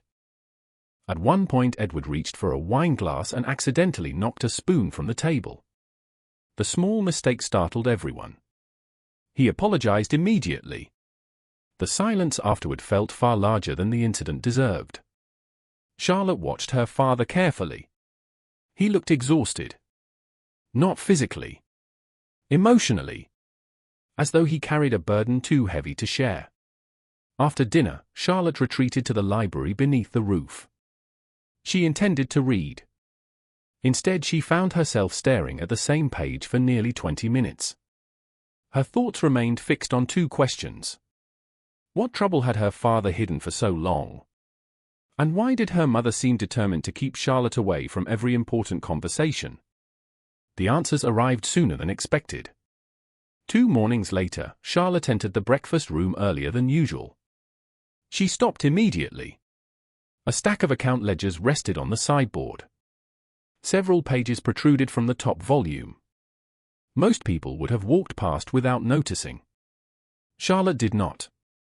Numbers had always attracted her attention. She approached carefully. The ledger lay open to a page detailing estate expenditures. At first glance everything appeared ordinary. Then she noticed several entries crossed out and rewritten. Her pulse quickened. She glanced toward the doorway. Empty. Quiet. Charlotte reviewed the figures more closely. The corrections were recent. Large sums had been moved between accounts. Debts deferred. Payments delayed. She turned another page. Then another. A sinking feeling settled in her stomach. Whitmore finances were in far worse condition than anyone realized. Several investments had failed. Land revenue had declined. Outstanding obligations continued increasing. The family was balancing on the edge of a financial cliff.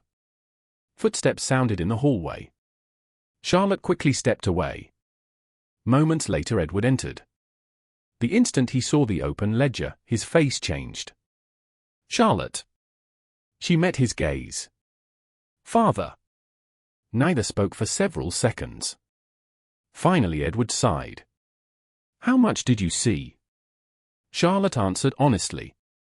"Enough." He closed his eyes briefly.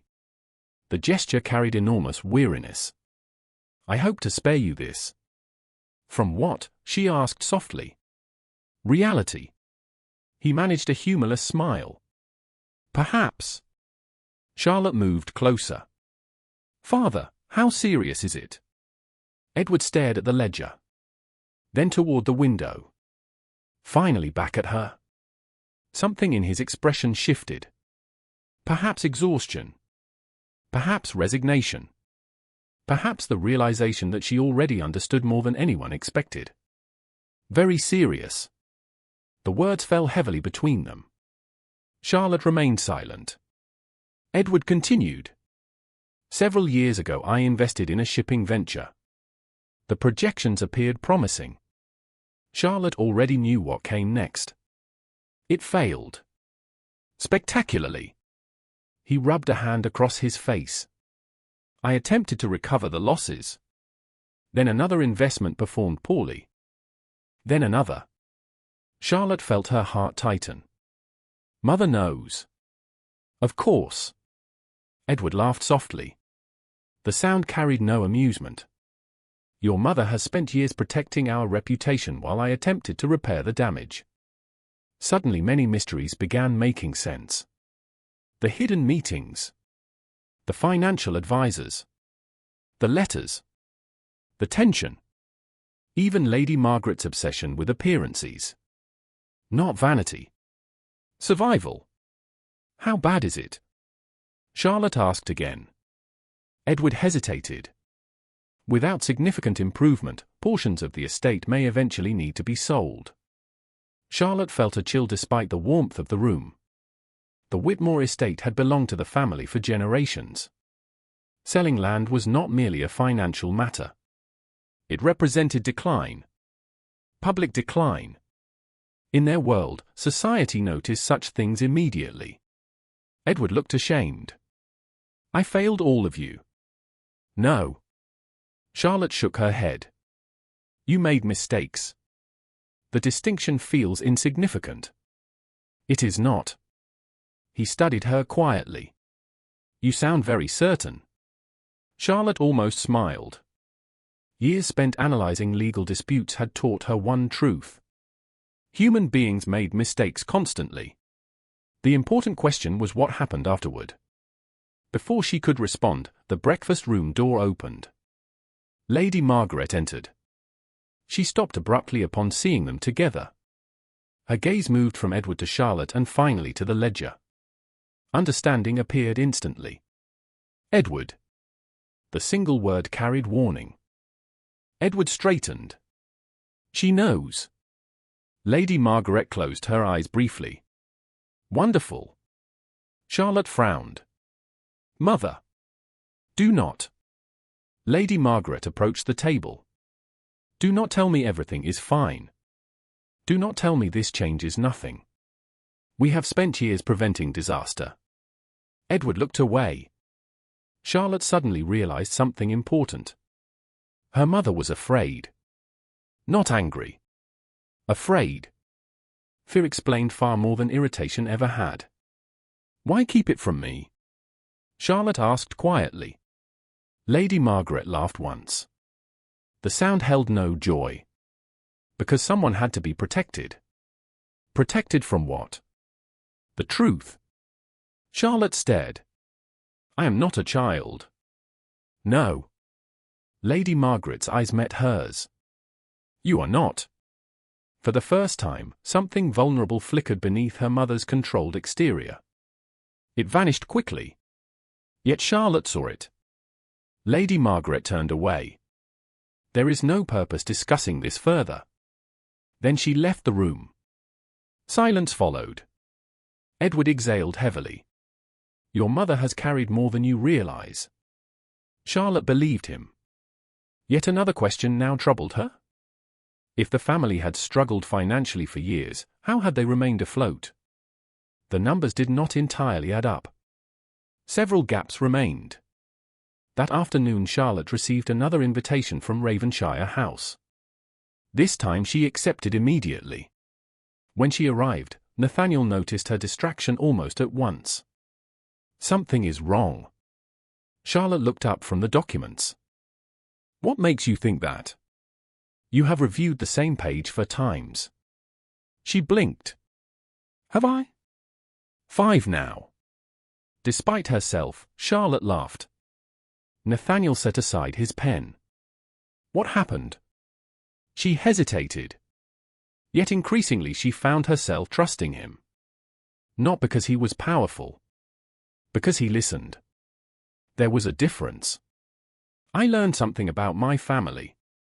Nathaniel waited. Financial difficulties. Understanding crossed his face. More extensive than you expected. Charlotte nodded. Much more.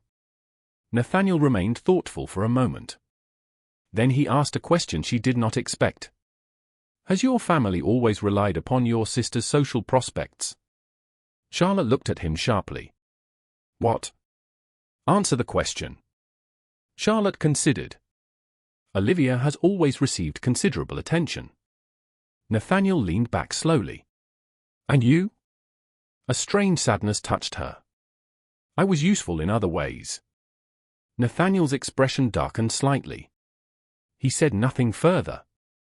Yet Charlotte sensed he was connecting pieces she had never intended anyone to see. The afternoon passed quickly. They continued reviewing records. More inconsistencies emerged. More questions followed. Yet shortly before she departed, an unexpected visitor arrived. Lord Henry Beckett. A longtime friend of Nathaniel's and owner of several neighboring estates. Charlotte had met him only briefly before. He entered the library carrying a bundle of correspondence. Ravenshire, I found the valuations you requested. Then he noticed Charlotte. Miss Whitmore. Lord Beckett. Henry set the papers down. I hope you are helping him. Otherwise he has become impossible these past weeks. Nathaniel sighed. I am sitting right here. Exactly. Henry smiled toward Charlotte. He spends all day buried beneath records. Charlotte laughed. I have noticed. Henry's amusement faded slightly as he glanced between them. Then he looked at Nathaniel. By the way, I confirmed something interesting. Nathaniel immediately became alert. What? Henry tapped one of the documents. Several financial recommendations submitted to your trust originated from the same advisor. Charlotte watched the exchange carefully. Nathaniel frowned. Which advisor? Henry named a man Charlotte had never heard before. Then he added another detail. The same advisor consulted for several struggling families in recent years. Silence followed. Nathaniel's gaze sharpened. Struggling families. Families facing debt. Henry nodded. Whitmore among them. Charlotte froze. Both men looked toward her. The room suddenly felt very still. Henry appeared genuinely surprised. You did not know. Charlotte shook her head slowly. Nathaniel's expression became unreadable. Another piece had just fallen into place. And judging by the look in his eyes, the discovery concerned him far more than it should have. Because what had begun as questionable trust documents was becoming something much larger. And for the first time, Charlotte realized her own family might somehow be connected to the mystery they were trying to solve. Charlotte did not speak during the carriage ride home. The revelation from Lord Beckett echoed endlessly through her thoughts. Whitmore among them. The word seemed harmless on the surface. Yet the implications were enormous. If the same financial advisor had influenced both Ravenshire trust matters and the decisions that nearly ruined her family's finances, then the two problems might not be separate at all. By the time she arrived at Whitmore House, evening shadows had settled across Mayfair. Lamps glowed behind tall windows. Carriages rolled along damp streets. London continued its endless movement, unaware that Charlotte's understanding of her own life had shifted yet again. She entered quietly, hoping to avoid conversation. Fate had other plans. "Charlotte." Olivia's voice carried from the drawing room. Charlotte paused. Her sister sat near the fire arranging flowers. "You are home later than usual." The review took longer than expected. Olivia smiled. "You spend a remarkable amount of time with the Duke these days." The remark sounded casual. It was not. Charlotte recognized the careful tone immediately. "We are reviewing legal records." "Of course." Olivia adjusted a rose stem. "Everyone says so." Charlotte frowned slightly. "Everyone?" Olivia laughed softly. "London notices things, Charlotte." Unease stirred. "There is nothing to notice." "If you say so." The conversation ended there, but the discomfort remained. Later that night, Charlotte sat awake in her hidden library long after midnight. Books surrounded her. Candlelight flickered across familiar shelves. Yet concentration proved impossible. She kept returning to one question. Why would an advisor connected to struggling families also appear within Ravenshire trust matters? The coincidence felt too precise. Too convenient. Eventually exhaustion forced her to sleep. The following afternoon brought an unexpected invitation. A formal note arrived from Nathaniel. "Miss Whitmore, Lady Eleanor Hartwell requests assistance regarding a complicated inheritance matter affecting her late husband's estate. I believe your perspective may prove valuable. If you are willing, I would appreciate your presence tomorrow afternoon. Nathaniel Ashcroft." Charlotte read the note twice. Then a third time. This invitation differed from the previous ones. It involved another family entirely. Another estate. Another legal dispute. More importantly, it meant Nathaniel intended to involve her publicly, at least to a limited degree. The realization was both exciting and alarming. Lady Margaret's reaction proved exactly what Charlotte expected. Absolutely not. Charlotte folded the letter calmly. "Mother." "No." Lady Margaret rose from her chair. "This has gone far enough." Charlotte struggled to remain patient. "Lady Hartwell requires assistance. Lady Hartwell requires solicitors." "She has solicitors." "Then she does not require you." Charlotte looked at her mother carefully. "Why does this upset you so much?" The question struck harder than intended. For a brief moment, uncertainty crossed Lady Margaret's face. Then irritation returned. "Because society has expectations. Society seems remarkably convenient whenever it agrees with you." Silence followed. Dangerous silence. Charlotte immediately regretted the remark. Not because it was false. Because it revealed more frustration than she intended. Lady Margaret stared at her. "You have changed." Charlotte's heart tightened. "No." Her voice softened. "I have not changed." The truth settled heavily between them. She had not changed. She had simply stopped pretending to be smaller than she was. The following day arrived bright and clear. Nathaniel's carriage collected her shortly after noon. This time the destination was not Ravenshire House. Instead they travelled toward a smaller estate on the outskirts of London. Lady Eleanor Hartwell greeted them personally. At 38, she carried herself with quiet dignity. Yet exhaustion shadowed her features. "Your Grace." She curtsied. Then turned toward Charlotte. "Miss Whitmore. Thank you for coming." Charlotte smiled gently. "I am happy to assist if I can." Lady Eleanor led them into a private sitting room. Documents covered nearly every available surface. Letters, estate records, probate filings, financial reports. The signs of a long and frustrating dispute were impossible to miss. "My husband died 2 years ago," Lady Eleanor explained. "The estate should have passed directly to our son." Nathaniel nodded. Yet complications arose.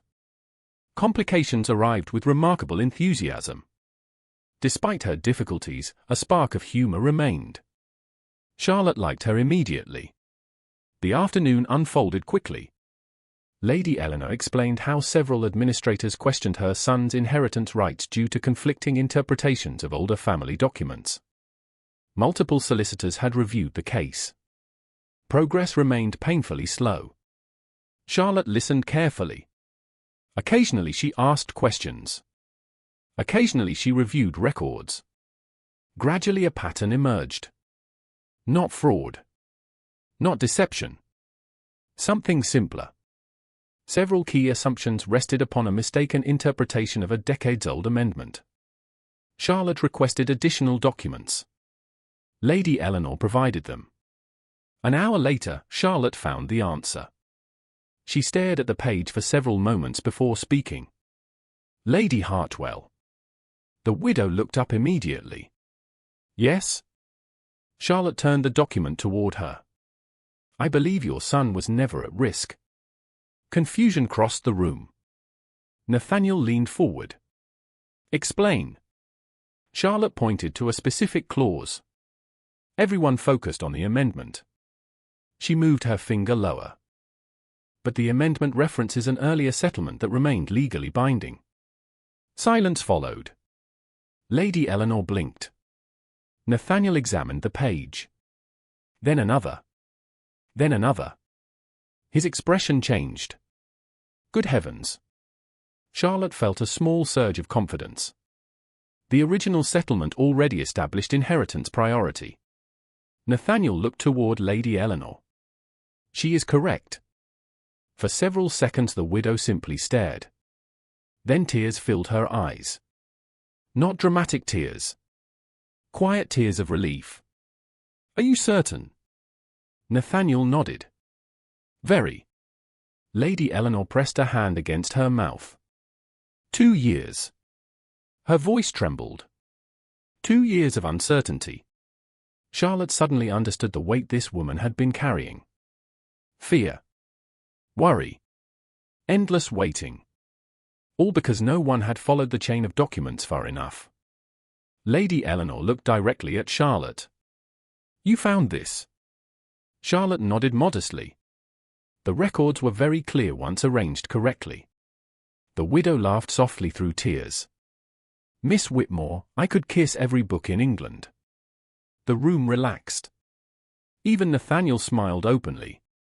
Yet the most surprising moment came later.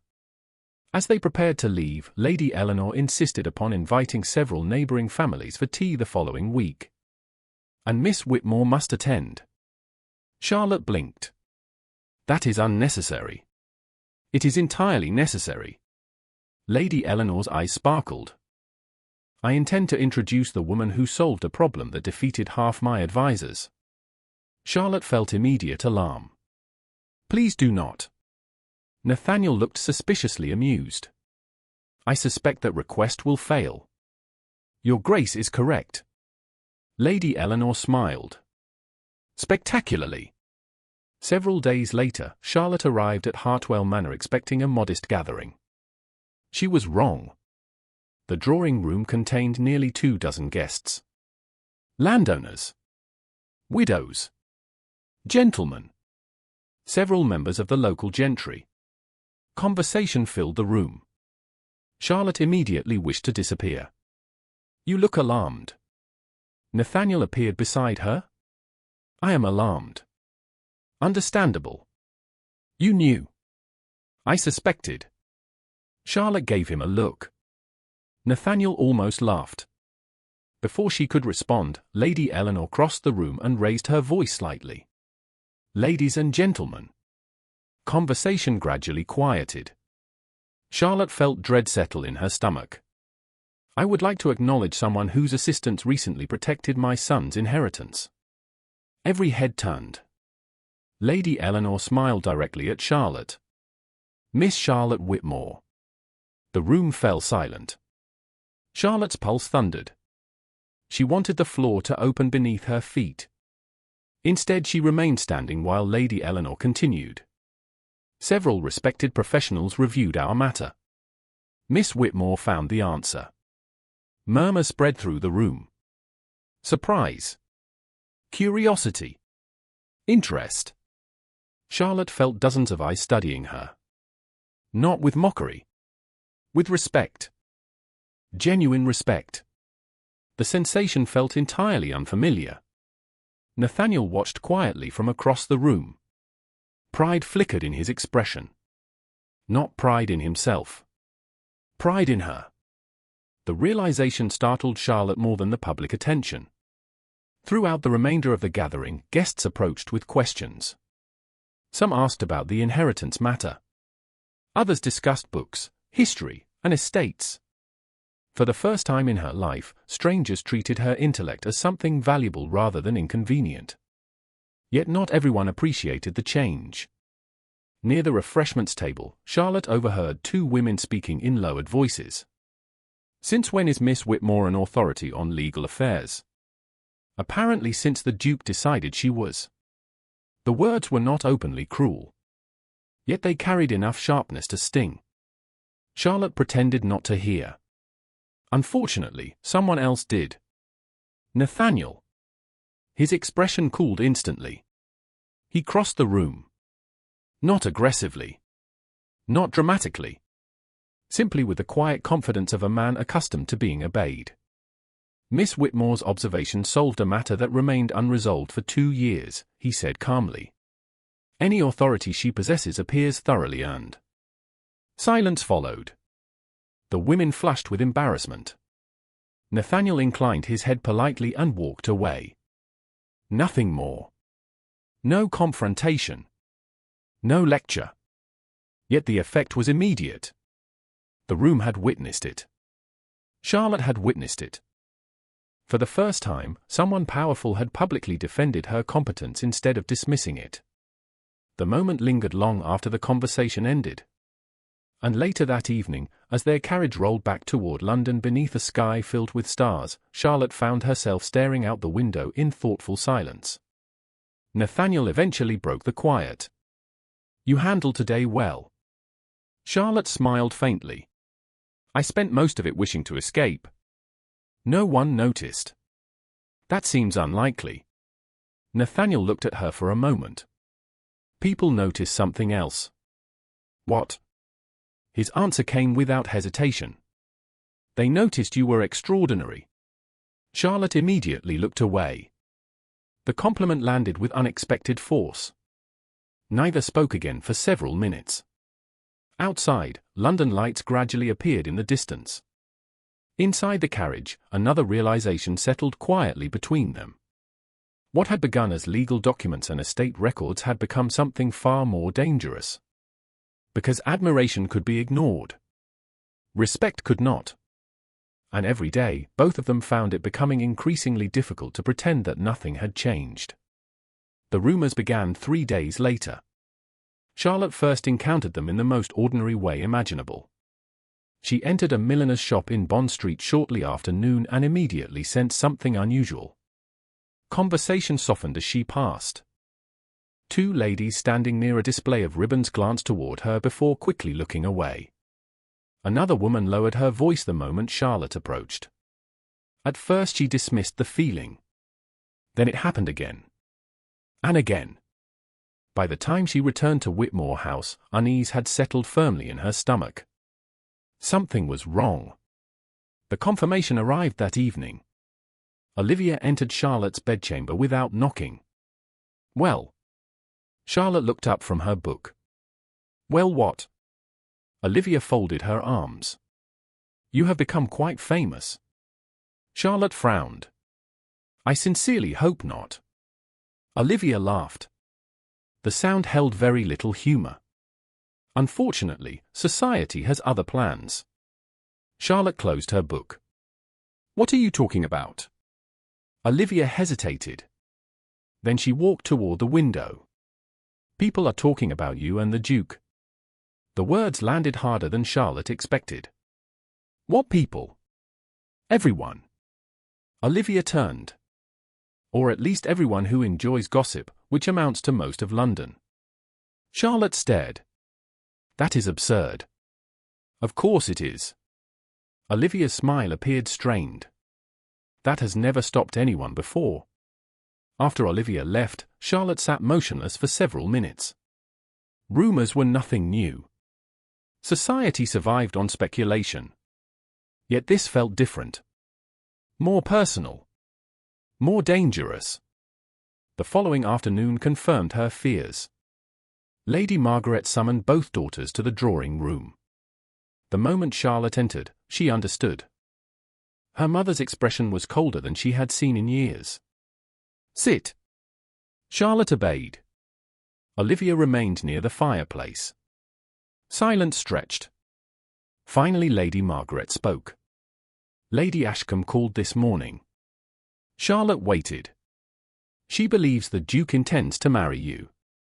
Charlotte nearly laughed from sheer disbelief. What? Exactly. Lady Margaret's voice sharpened. What have you been doing? Charlotte stared. Reviewing legal records. Do not be clever. I am not being clever. Her patience began to fray. I have done nothing improper. Then explain why society believes otherwise. Charlotte looked away. Because society preferred fantasy to truth. Because a woman and a man could not apparently share intellectual respect without someone inventing romance. Because gossip required no evidence. Yet none of those answers would satisfy her mother. I cannot explain other people's imaginations. Lady Margaret rose. Do you understand what this could do to Olivia? The question struck Charlotte like a slap. Not because it was cruel. Because it revealed the truth beneath everything else. Olivia. Always Olivia. Charlotte looked toward her sister. For the first time, she noticed something unexpected. Olivia appeared uncomfortable. Not triumphant. Uncomfortable. Mother. Olivia spoke quietly. Perhaps this is not Charlotte's fault. Lady Margaret turned sharply. You cannot be serious. I am merely saying rumors are rumors. Charlotte blinked. The defense surprised her almost as much as it surprised Lady Margaret. Yet the moment passed quickly. Lady Margaret dismissed them both shortly afterward. Charlotte escaped outside. Fresh air felt necessary. The garden offered temporary peace. Spring flowers bloomed beneath warm afternoon sunlight. Birds moved among carefully trimmed hedges. Yet even here she could not escape her thoughts. The rumors themselves mattered less than their consequences. Reputation shaped everything in their world. Opportunities. Friendships. Marriages. A careless whisper could alter lives. And increasingly, those whispers centered around her. 3 days later, the situation worsened. Lady Eleanor Hartwell hosted another gathering. Charlotte attended reluctantly. The moment she entered the ballroom, she sensed the shift. Conversations paused. Curious eyes followed her movements. Smiles appeared overly knowing. One elderly gentleman even winked at her. Charlotte wanted to disappear. Nathaniel arrived shortly afterward. His presence transformed the room immediately. Yet instead of easing her discomfort, it amplified it. Because every glance toward him seemed to generate 2 more directed toward her. By the time dinner was announced, Charlotte's nerves were exhausted. Unfortunately, society had not finished with her. During the meal, Lady Penrose leaned forward across the table. Miss Whitmore. Charlotte forced a smile. Lady Penrose. You must tell us. Charlotte felt immediate alarm. Tell you what? The woman laughed. Several nearby guests leaned closer. How you captured the Duke's attention. Silence spread around the table. Charlotte's cheeks warmed. I have captured nothing. Modesty is admirable. Lady Penrose smiled knowingly. But unnecessary. Charlotte wished the floor would open beneath her. Across the table, Nathaniel's expression became dangerously calm. She recognized that look by now. It usually preceded someone realizing they had made a mistake. Lady Penrose continued. Half the unmarried women in England have attempted the same thing. Lady Penrose. Nathaniel's voice cut gently through the conversation. The room fell silent. Yes, Your Grace. You appear to be under a misunderstanding. The woman blinked. Nathaniel set down his glass. Miss Whitmore has earned my attention through intelligence, diligence, and insight. Silence deepened.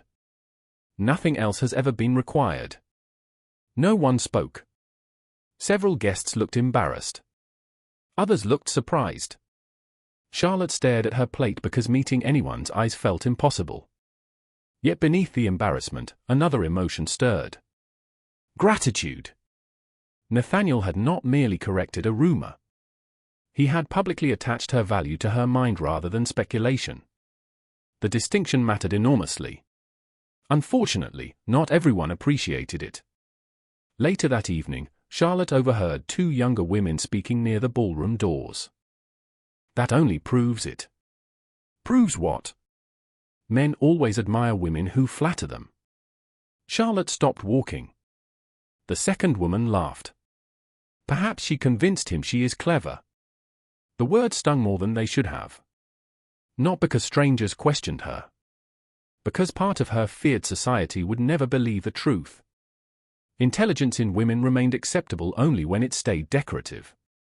The moment it became influential, suspicion followed. Charlotte quietly retreated to the terrace. Cool night air greeted her. Moonlight reflected across gardens below. She welcomed the solitude. You disappeared. Nathaniel's voice came from behind her. Charlotte turned. Briefly. He joined her near the stone balustrade. Neither spoke immediately. Music drifted faintly through open ballroom doors. Laughter followed. Life continued. Yet the terrace felt strangely separate from it all. Finally Nathaniel broke the silence. The rumors upset you. It was not a question. Charlotte looked toward the gardens. They are unpleasant. They are inaccurate. That has never stopped anyone.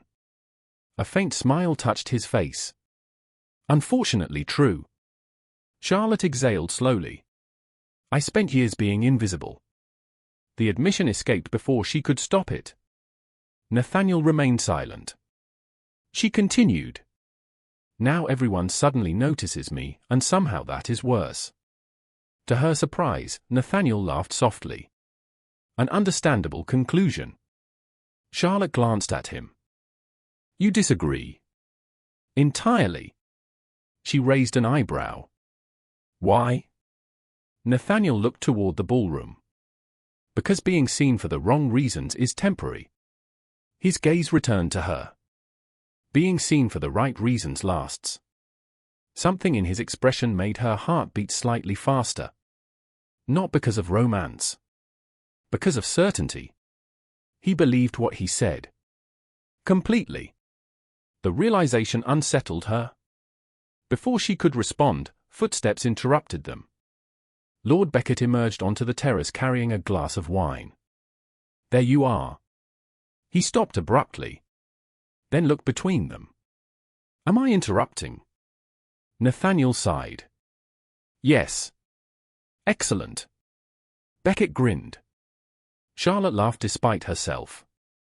The moment dissolved. Yet later, as guests prepared to depart, another development occurred. Lady Ashcombe approached Charlotte personally. Miss Whitmore. Charlotte braced herself. Lady Ashcombe. The older woman studied her carefully. Ignore the gossip. Charlotte blinked. The advice surprised her. Lady Ashcombe smiled. People fear what they do not understand. She glanced briefly toward Nathaniel across the room. And society understands women like you far less than it should. Then she walked away. The words lingered long after the evening ended. Yet the most troubling event came the following morning. A newspaper rested beside her breakfast plate. Charlotte normally ignored society columns. Today one headline caught her eye immediately. A rising favorite in Mayfair?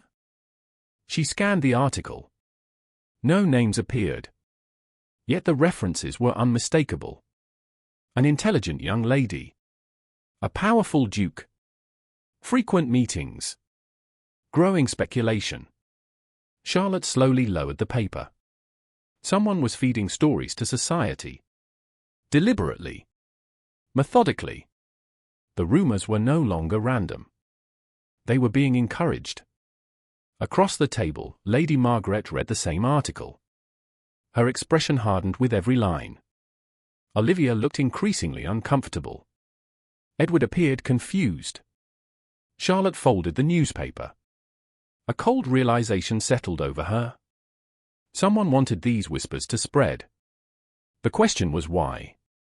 And judging by the look on her mother's face, she suspected the answer would bring far more trouble than gossip ever could. Charlotte folded the newspaper and set it aside, but the article remained with her long after breakfast ended. Someone was feeding information to society. Not enough to create a scandal outright.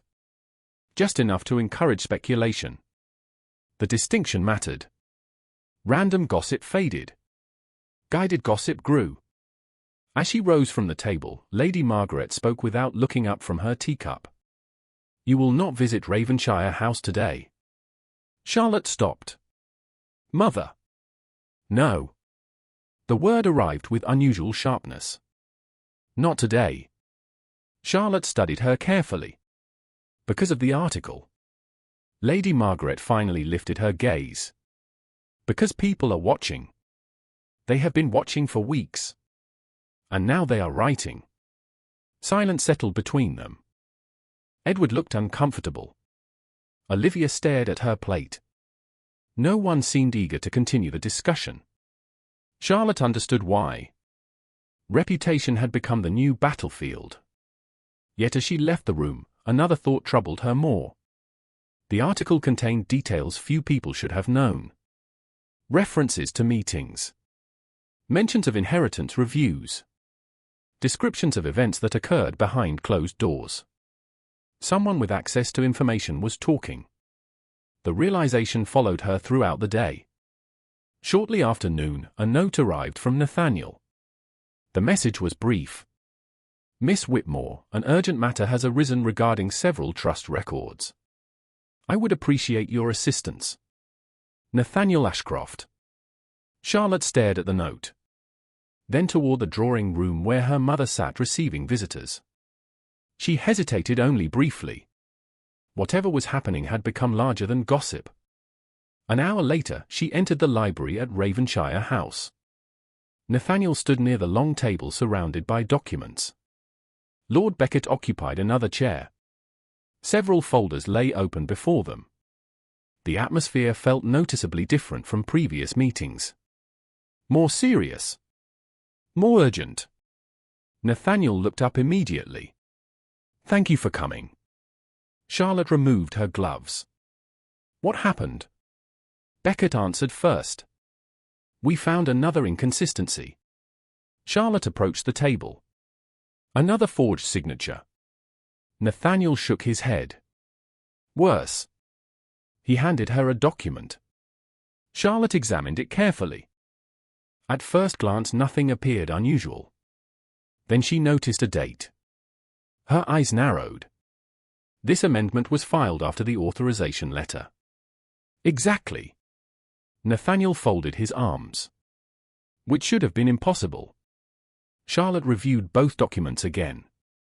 The sequence made no sense. One paper referenced authority granted by another document that technically did not yet exist. It was a small detail. Easy to miss. Yet devastating once discovered. Someone altered filing records. Beckett nodded grimly. That is our conclusion. Charlotte felt a chill. The pattern was becoming impossible to ignore. Forged signatures. Contradictory figures. Misdated authorizations. None of it pointed toward carelessness anymore. It pointed toward intention. Nathaniel watched her carefully.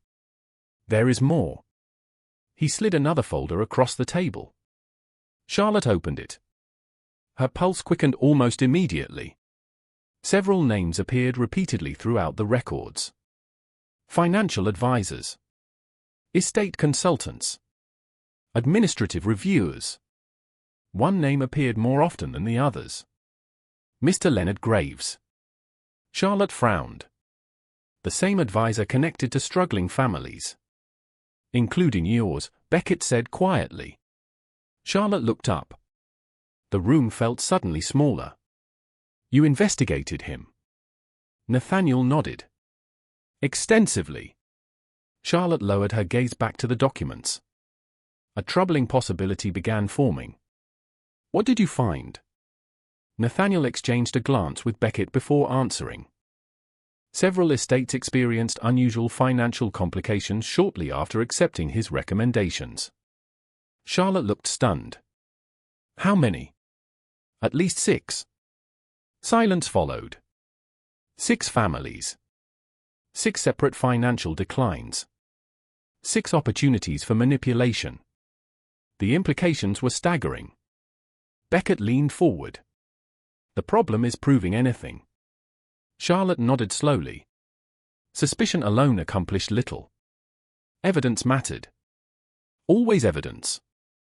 They spent the next several hours reviewing records. Correspondence. Authorizations. Estate accounts. Piece by piece, a larger picture emerged. Leonard Graves rarely acted directly. Instead he advised. Suggested. Recommended. Other people signed documents. Other people approved transactions. Yet somehow the results consistently benefited the same network of associates. It was subtle. Sophisticated. Difficult to trace. Which explained why it had survived so long. Late in the afternoon, Charlotte opened a bundle of correspondence tied with faded ribbon. Most letters proved unremarkable. Then one sentence caught her attention. She froze. Nathaniel. Both men looked up. She handed him the letter. Read the 3rd paragraph.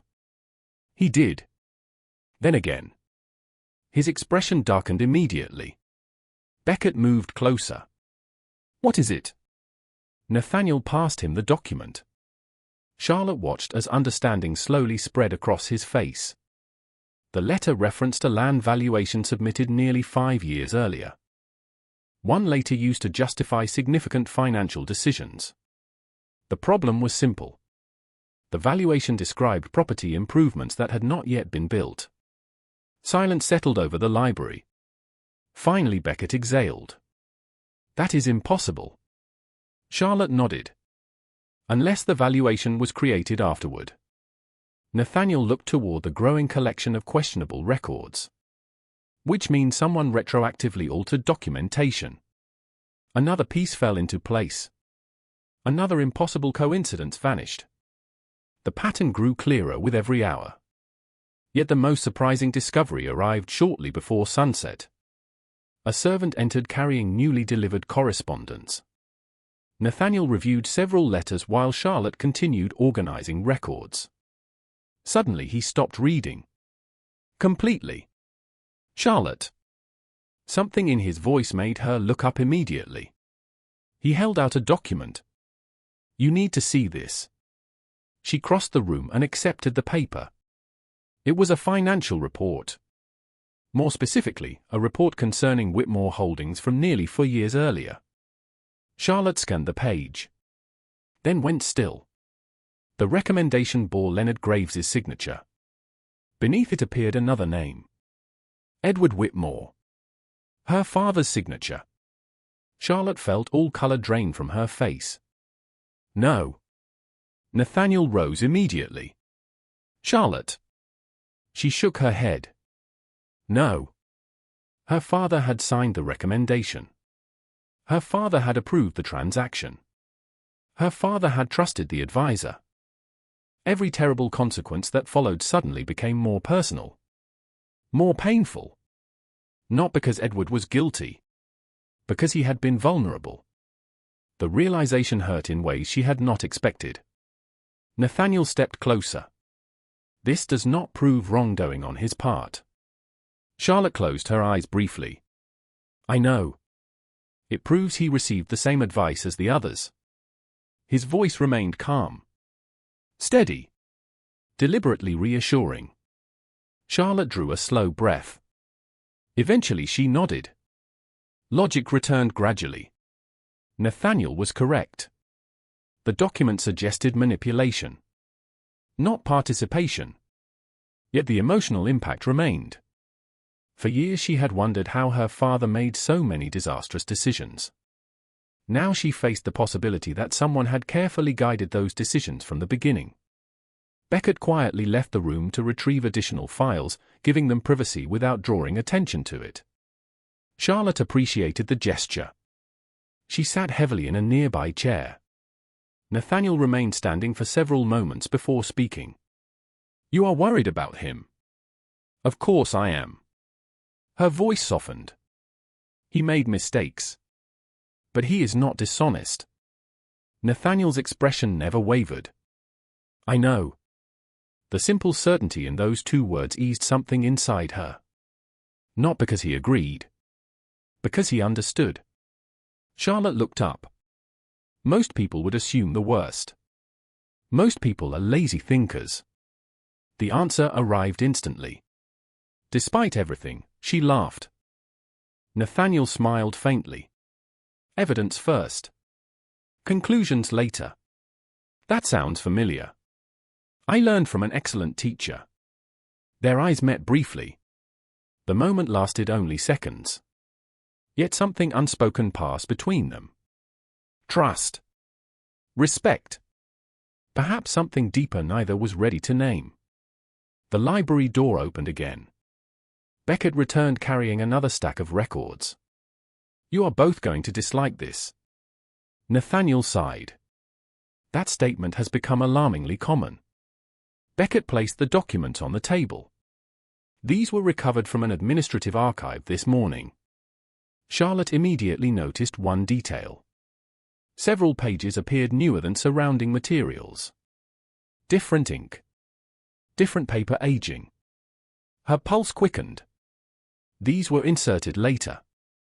Beckett pointed toward her. Exactly what I said. Nathaniel examined the records. His expression hardened.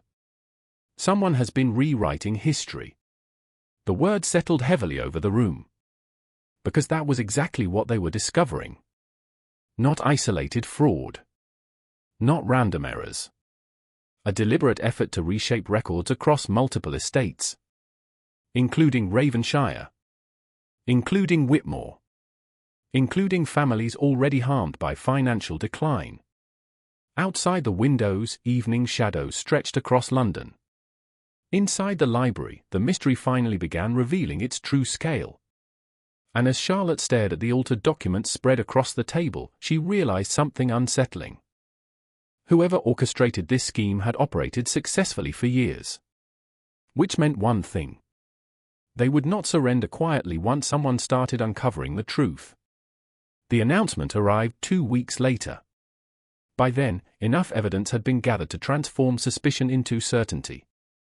Not certainty of every detail. Not certainty of every participant.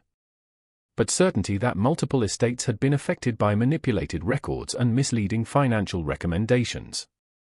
The matter could no longer remain private. An estate arbitration hearing would be held in London under the supervision of several respected legal authorities and landholders. Representatives from the affected families would attend. So would Leonard Graves. Charlotte learned of the decision while sitting in Nathaniel's library surrounded by stacks of documents that had become painfully familiar. It is happening sooner than expected, Nathaniel said. Charlotte looked up from a ledger. Will they listen? They will listen. His expression remained calm. The question is whether they will like what they hear. Lord Beckett, seated across the table, laughed softly. Based on the evidence, I strongly suspect they will not. Charlotte closed the ledger. The moment felt unreal. Months earlier she had hidden in a small room beneath her family's roof, studying books no one knew she possessed. Now she sat at the center of an investigation involving some of England's most influential estates. Sometimes the speed of change still left her breathless. "Will my father attend?" she asked quietly. Nathaniel nodded. He insisted. Charlotte looked away.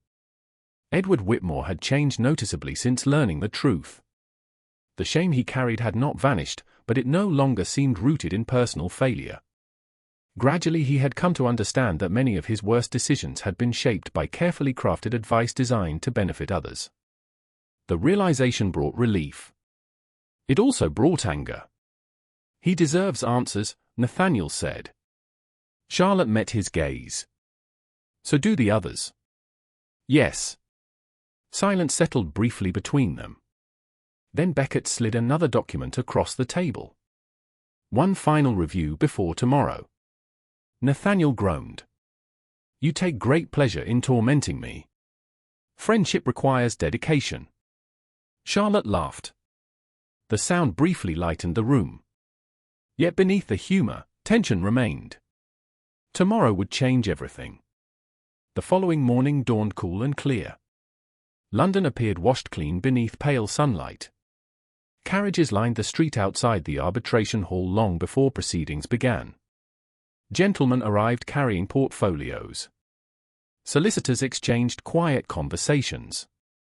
Estate representatives moved through the entrance with serious expressions. Charlotte stepped from her carriage and immediately felt dozens of eyes upon her. Some recognized her. Others recognized Nathaniel. A few undoubtedly recognized both. Rumors had not disappeared. If anything, public interest had intensified. Nathaniel noticed her hesitation. Nervous? Charlotte adjusted her gloves. Only rationally. A faint smile touched his face. An encouraging distinction. Together they entered the building. The hearing chamber occupied a large paneled room filled with polished wood, tall windows, and rows of seating arranged around a central table. Several respected arbitrators already occupied their positions. Representatives from affected estates sat nearby. Among them Charlotte recognized Lady Eleanor Hartwell. She smiled warmly when their eyes met. Edward Whitmore occupied another row. His expression brightened immediately upon seeing his daughter. The simple look of trust in his eyes nearly broke Charlotte's heart. Then she saw Leonard Graves. He sat near the far end of the room dressed with impeccable care. Middle-aged. Respectable. Unremarkable. The sort of man society rarely questioned because he appeared exactly as expected. Yet Charlotte had learned an important lesson. Appearances often concealed more than they revealed. Graves noticed her as well. For a brief moment their gazes met. Something cold flickered behind his polite expression. Then it vanished. The hearing began shortly afterward. Initial proceedings moved slowly. Documents were introduced. Timelines established. Financial records reviewed. Witnesses provided explanations regarding valuations, recommendations, and trust amendments. Charlotte listened carefully. Nathaniel remained composed throughout. So did Beckett. Piece by piece, evidence accumulated. The pattern emerged clearly. Repeated manipulation. Repeated misinformation. Repeated benefits flowing toward the same network of interests. Several times Graves attempted to dismiss inconsistencies as clerical mistakes. Several times documentary evidence contradicted him. Gradually the atmosphere in the room shifted. Skepticism faded. Concern replaced it. Hours passed. Then came the moment Charlotte had dreaded. One arbitrator adjusted his spectacles and looked toward Nathaniel. "Your Grace, much of this investigation appears to have originated within your estate review." Nathaniel nodded. "Correct. And who first identified the trust discrepancy that began this process? Silence followed. Charlotte felt her pulse quicken. Nathaniel did not hesitate. Miss Charlotte Whitmore. Instantly every head turned. The room seemed to narrow around her. One arbitrator looked surprised. Another looked curious.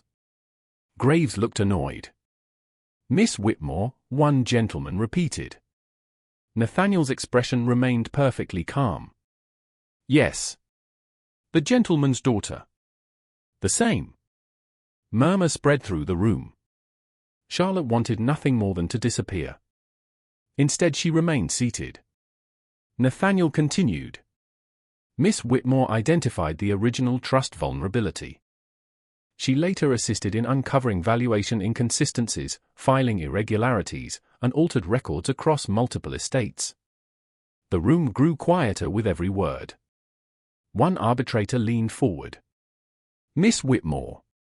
Charlotte stood slowly.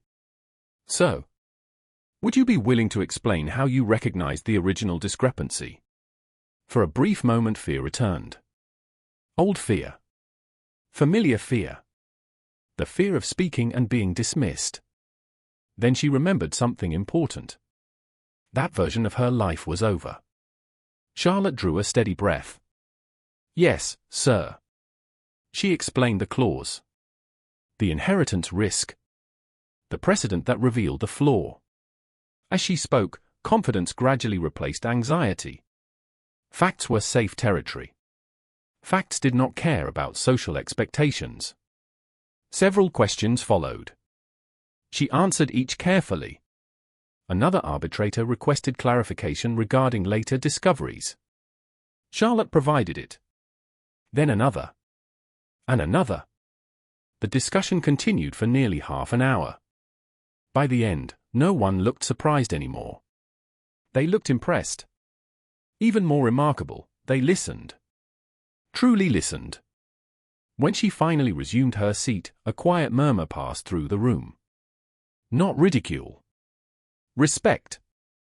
Graves appeared increasingly uncomfortable. The evidence continued.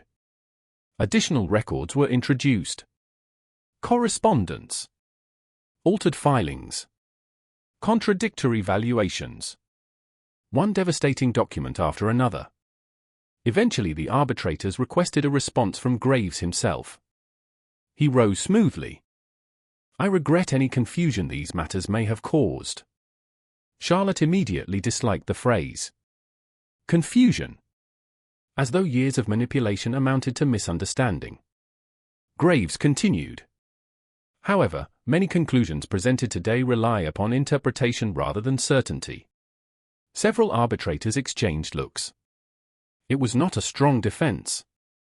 Yet it remained a defense. Then Graves made a mistake. A serious one. He glanced toward Charlotte.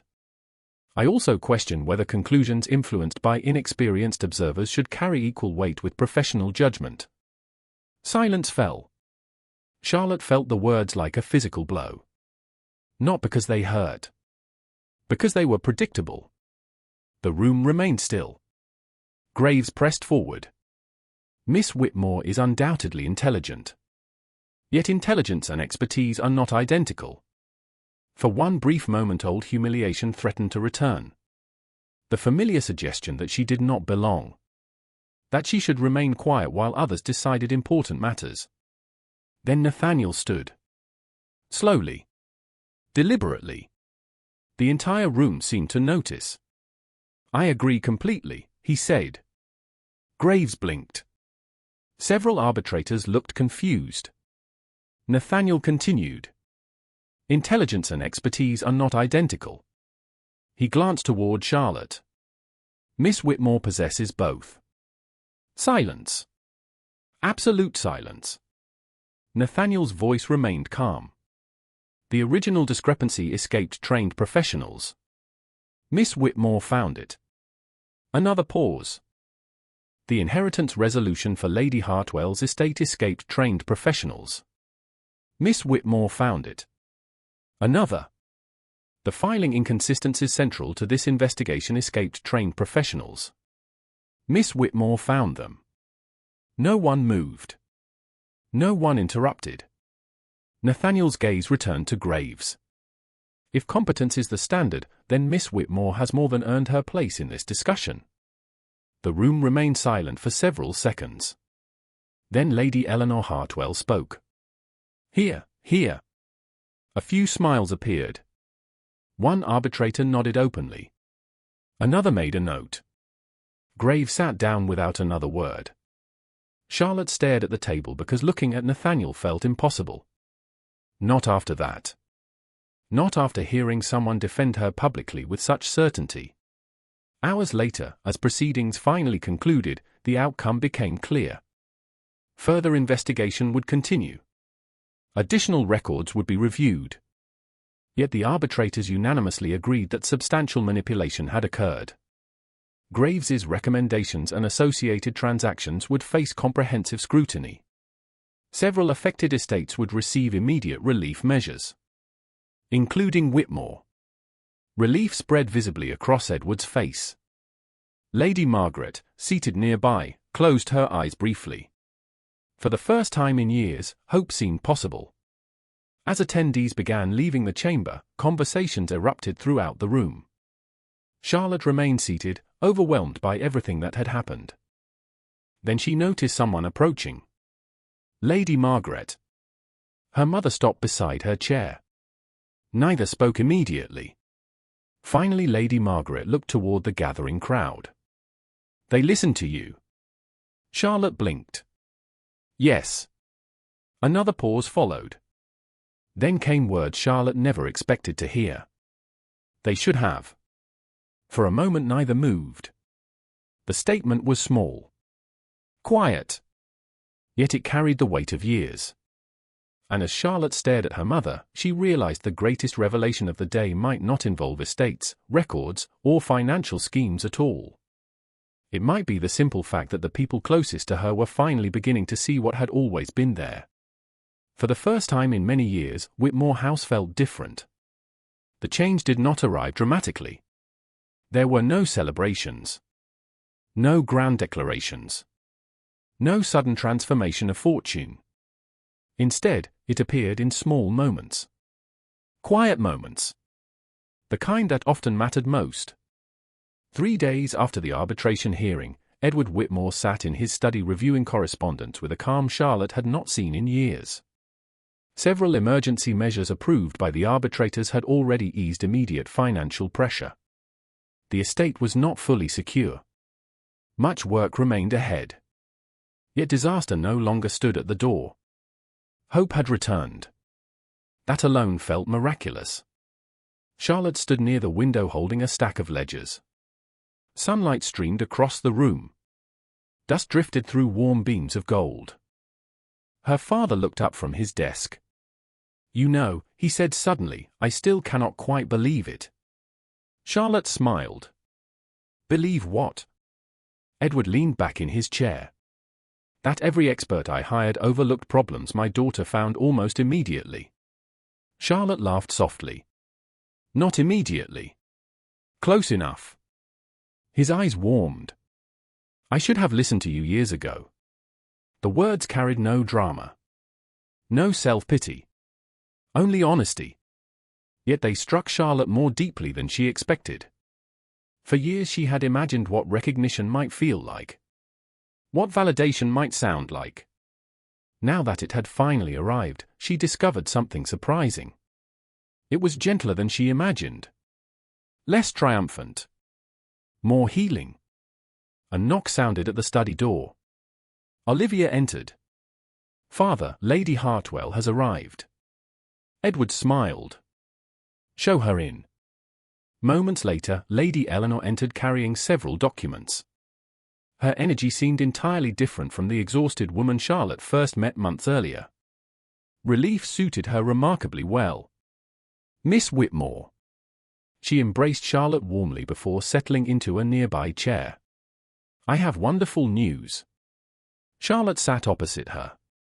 Please tell me. Lady Eleanor held up a letter. The final review of my husband's estate has concluded. Charlotte immediately brightened. And? Lady Eleanor laughed. My son's inheritance rights have been fully confirmed. Charlotte felt genuine happiness sweep through her. That is wonderful. It is. Lady Eleanor reached across the table and squeezed her hand. And it would not have happened without you. Charlotte shook her head. Many people contributed. Yes. Lady Eleanor smiled knowingly. But only one person found the answer. Edward looked remarkably pleased by the exchange. Several months earlier he might have dismissed such praise as polite exaggeration. Not anymore.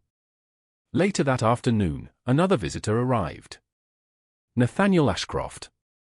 His arrival no longer surprised Charlotte. Yet her pulse still quickened every time she heard his name announced.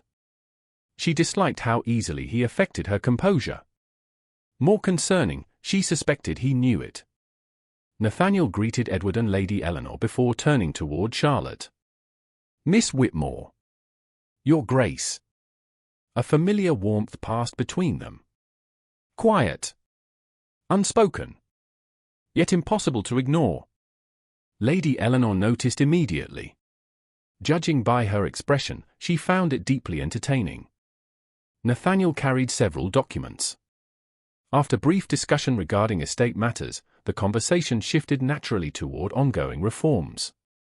Several recommendations had already been accepted by interested landowners. Improved record review procedures. Independent verification requirements. Stronger trust oversight. The practical consequences of their investigation continued expanding. Charlotte listened with satisfaction. Facts mattered. Results mattered. Helping people mattered. Yet throughout the discussion she became increasingly aware of something else. Nathaniel seemed distracted. Not worried. Distracted. As though another conversation waited beneath the current one. Eventually Lady Eleanor rose to leave. Edward excused himself shortly afterward to meet with an advisor. Suddenly Charlotte found herself alone with Nathaniel in the drawing room. Silence settled comfortably between them. Neither appeared eager to break it. Finally Nathaniel glanced toward the bookshelf. I owe you an apology. Charlotte blinked. For what? I underestimated the size of your library. She stared. Then laughed. That is your apology. A serious one. His expression remained perfectly composed. I was informed there may be over 400 volumes hidden beneath your roof. Charlotte narrowed her eyes suspiciously. Who informed you? I have sources. Lady Eleanor. Possibly. His amusement was impossible to hide. Charlotte shook her head. Traitor. The easy conversation continued. Books. History. Politics. Architecture. The subjects changed naturally. Yet beneath every exchange flowed something deeper. Familiarity. Trust. Affection. Neither named it. Neither needed to. As afternoon drifted toward evening, Nathaniel's expression gradually became more thoughtful. Finally he set aside his teacup. Charlotte. The use of her first name immediately captured her attention. He rarely employed it. Yes? For a moment he simply looked at her. Then he spoke quietly. May I ask something personal? Her heart beat faster. You may ask. Your mother. Charlotte blinked, surprised by the direction. My mother. Yes. Nathaniel folded his hands. Why did she work so hard to hide your abilities? The question lingered heavily between them. Charlotte looked toward the window. For a long moment she considered her answer. I used to believe it was because she was ashamed of me. Nathaniel frowned immediately. That makes no sense. I know. A faint smile touched her lips. Now I think it was something else. Nathaniel waited patiently. Charlotte continued. My mother spent years watching our family's position weaken. Watching financial pressures grow. watching opportunities disappear. She paused. Olivia was beautiful, charming, socially gifted. Mother believed she represented security. Understanding slowly appeared in his eyes. And you? Charlotte laughed softly. I represented uncertainty. Nathaniel shook his head. You represented the solution. The answer arrived so quickly she almost forgot to breathe. Silence followed. Long silence. Charlotte looked away first. Not because she disagreed. Because she could not think of anything safe to say. Evening shadows stretched across the room. The world outside softened into gold and amber light. Finally Nathaniel rose and crossed toward the window. Charlotte joined him moments later. Together they watched the fading sunlight settle over London rooftops. Neither spoke for several minutes. The quiet felt unusually significant. Then Nathaniel broke it. At the arbitration hearing, one of the arbitrators approached me afterward. Charlotte looked up. Did he? Yes. A faint smile appeared. He asked how I discovered you. Charlotte groaned immediately. Nathaniel laughed. My reaction was similar. What did you say? He turned toward her fully. His expression became serious. Very serious. I told him the truth. Charlotte felt suddenly nervous. And what truth was that? Nathaniel's gaze never wavered. That you are one of the most remarkable people I have ever known. The room seemed strangely still. Charlotte forgot how to breathe. Nathaniel continued quietly. You see things others miss. You solve problems others cannot. You care about people without seeking recognition. His voice softened. And despite everything, you remain kind. Charlotte looked away quickly. No compliment had ever affected her like this. Not because it praised her intelligence. Because it revealed how closely he had been paying attention. The realization touched something far deeper than pride. For a long moment neither moved. Then footsteps approached from the hallway. The spell broke instantly. They stepped apart just as a servant entered carrying correspondence. The interruption was entirely innocent. Yet both seemed grateful for it. After Nathaniel departed later that evening, Charlotte remained awake long after midnight. She sat in her hidden library surrounded by books that had once been her only companions. The familiar room felt different now. Smaller somehow. Not because it had changed. Because her world had expanded beyond it. She thought about her father. Her mother. Olivia. Lady Eleanor.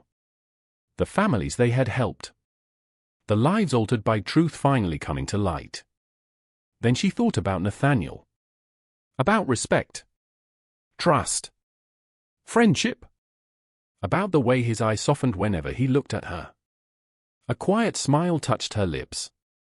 For years she had believed happiness meant being left alone with her books. Now she understood something important. The right person did not pull you away from who you were. The right person saw exactly who you were and valued it. And for the first time in her life, Charlotte allowed herself to wonder whether the future might hold something far more extraordinary than she ever dared imagine. The first snowfall of winter arrived quietly over London. Soft white flakes drifted across rooftops and carriage roads, transforming the city into something gentler than its usual restless self. Charlotte Whitmore stood beside the window of her hidden library beneath the roof and watched the snow settle over Mayfair. Months had passed since the arbitration hearing. Much had changed. The investigation concluded exactly as evidence predicted.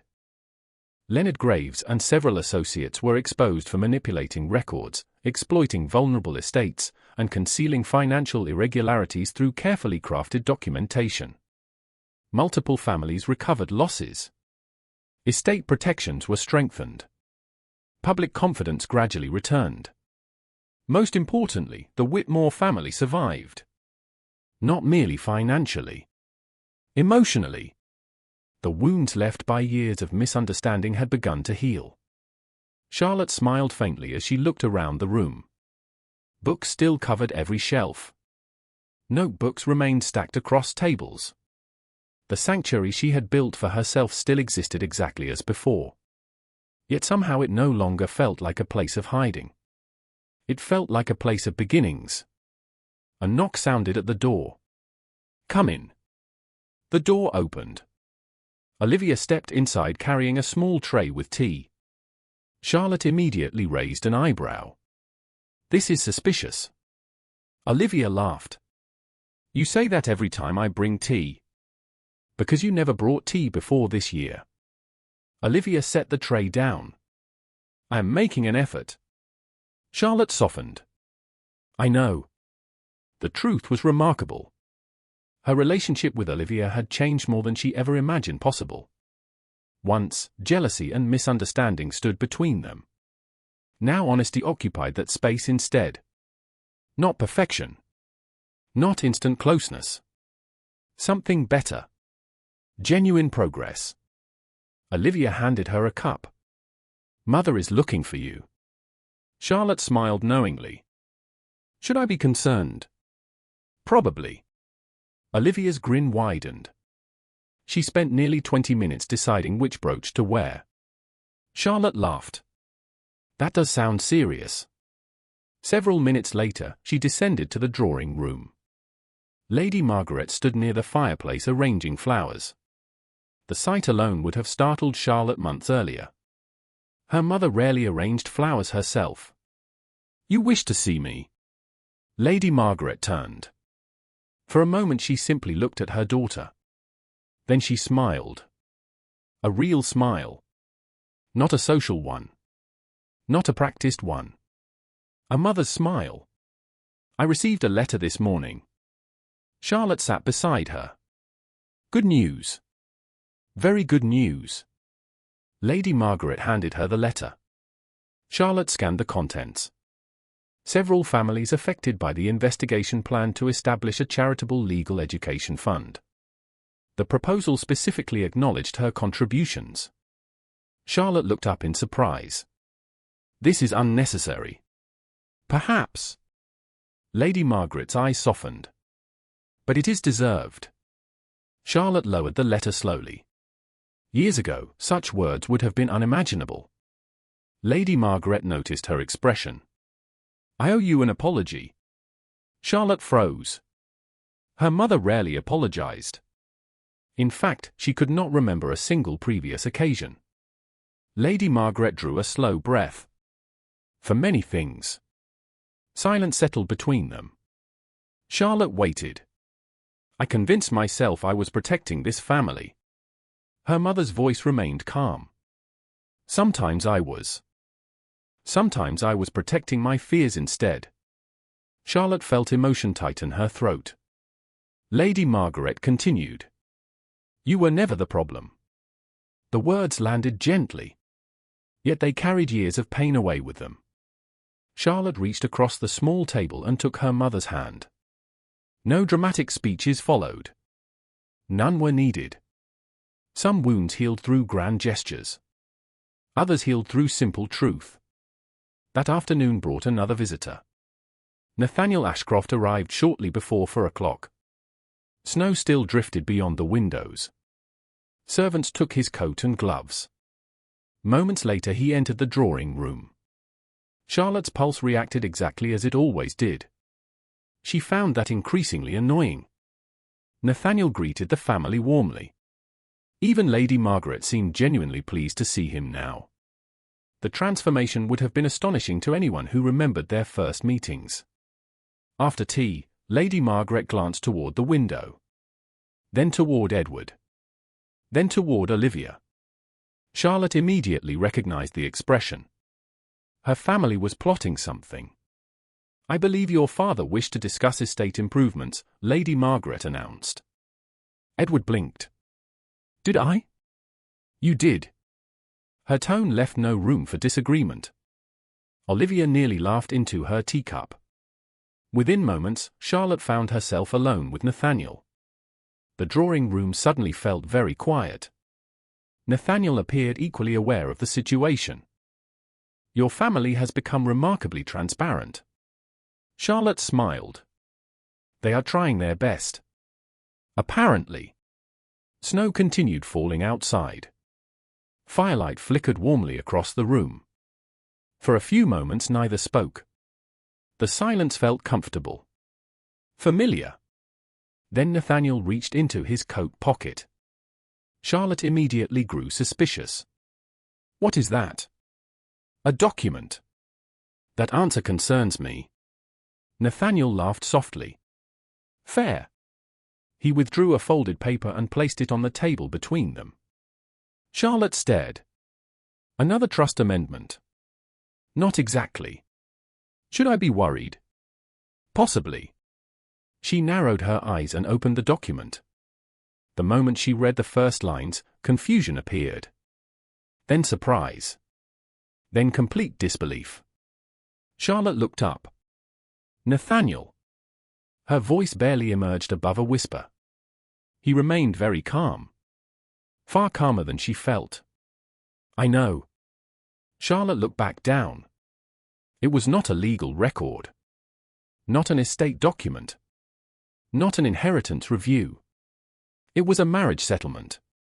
Her heart immediately forgot every reasonable rhythm. She looked up again. Nathaniel stood and crossed toward the window. For perhaps the first time since she met him, genuine nervousness appeared in his expression. The realization somehow made the moment even more precious. I spent weeks deciding how to do this. Charlotte could not stop smiling despite her shock. And naturally you chose paperwork. Nathaniel looked almost offended. It seemed appropriate. Charlotte laughed. He smiled in relief. Then his expression softened. Completely. The first time we met, I was told you could barely read. Charlotte's eyes widened. Nathaniel continued. A few days later, you corrected a legal document that several professionals approved. He shook his head gently. That should have been my first warning. Charlotte felt tears threaten unexpectedly. Warning. That I was about to admire someone far beyond my ability to resist. Silence followed. Nathaniel stepped closer. Charlotte, you changed my life. Her breath caught. He continued. You challenged me. Helped me. Made me see things differently. His gaze never left hers. You are the finest person I know. The room blurred slightly. Charlotte realized tears had finally escaped. Nathaniel smiled softly. I had intended to sound more eloquent. She laughed through the tears. You are doing very well. Relief flashed across his face. Then hope. Good. He took her hand carefully. Because I would like to spend the rest of my life proving how serious I am. Charlotte looked at him. Truly looked at him. The man who listened when others dismissed her. The man who respected her mind before he ever loved her. The man who never asked her to become less than she was. The answer had existed for months. Perhaps longer. Yes. Nathaniel blinked. Yes? Charlotte laughed. Yes. The joy that crossed his face was unlike anything she had ever seen. Months later, spring returned to England. Church bells rang across the countryside. Flowers bloomed beneath clear skies. Family and friends gathered beneath the vaulted ceiling of a small chapel on the Ravenshire estate. Charlotte stood beside Nathaniel and exchanged vows with the certainty of someone who had finally found home. Lady Eleanor cried openly. Lord Becket claimed dust had entered his eyes. No one believed him. Edward Whitmore looked prouder than any father in England. Olivia smiled through tears. Even Lady Margaret abandoned dignity long enough to weep quietly into a handkerchief.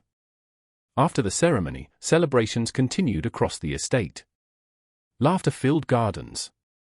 Music drifted through open windows. Happiness seemed to touch everyone present. Late that evening, after most guests had retired, Charlotte wandered briefly into Nathaniel's study. She found him standing beside a desk examining a familiar piece of paper. There you are, she said softly. Nathaniel turned. Then smiled. I was looking at something. Charlotte approached. The moment she recognized the document, she laughed. It was the trust amendment. The very first document she corrected. The document that changed everything. Nathaniel carefully folded it again. I could never throw it away. Charlotte slipped her hand into his. Good. Good? It reminds us where this all began. Nathaniel looked at her for a long moment.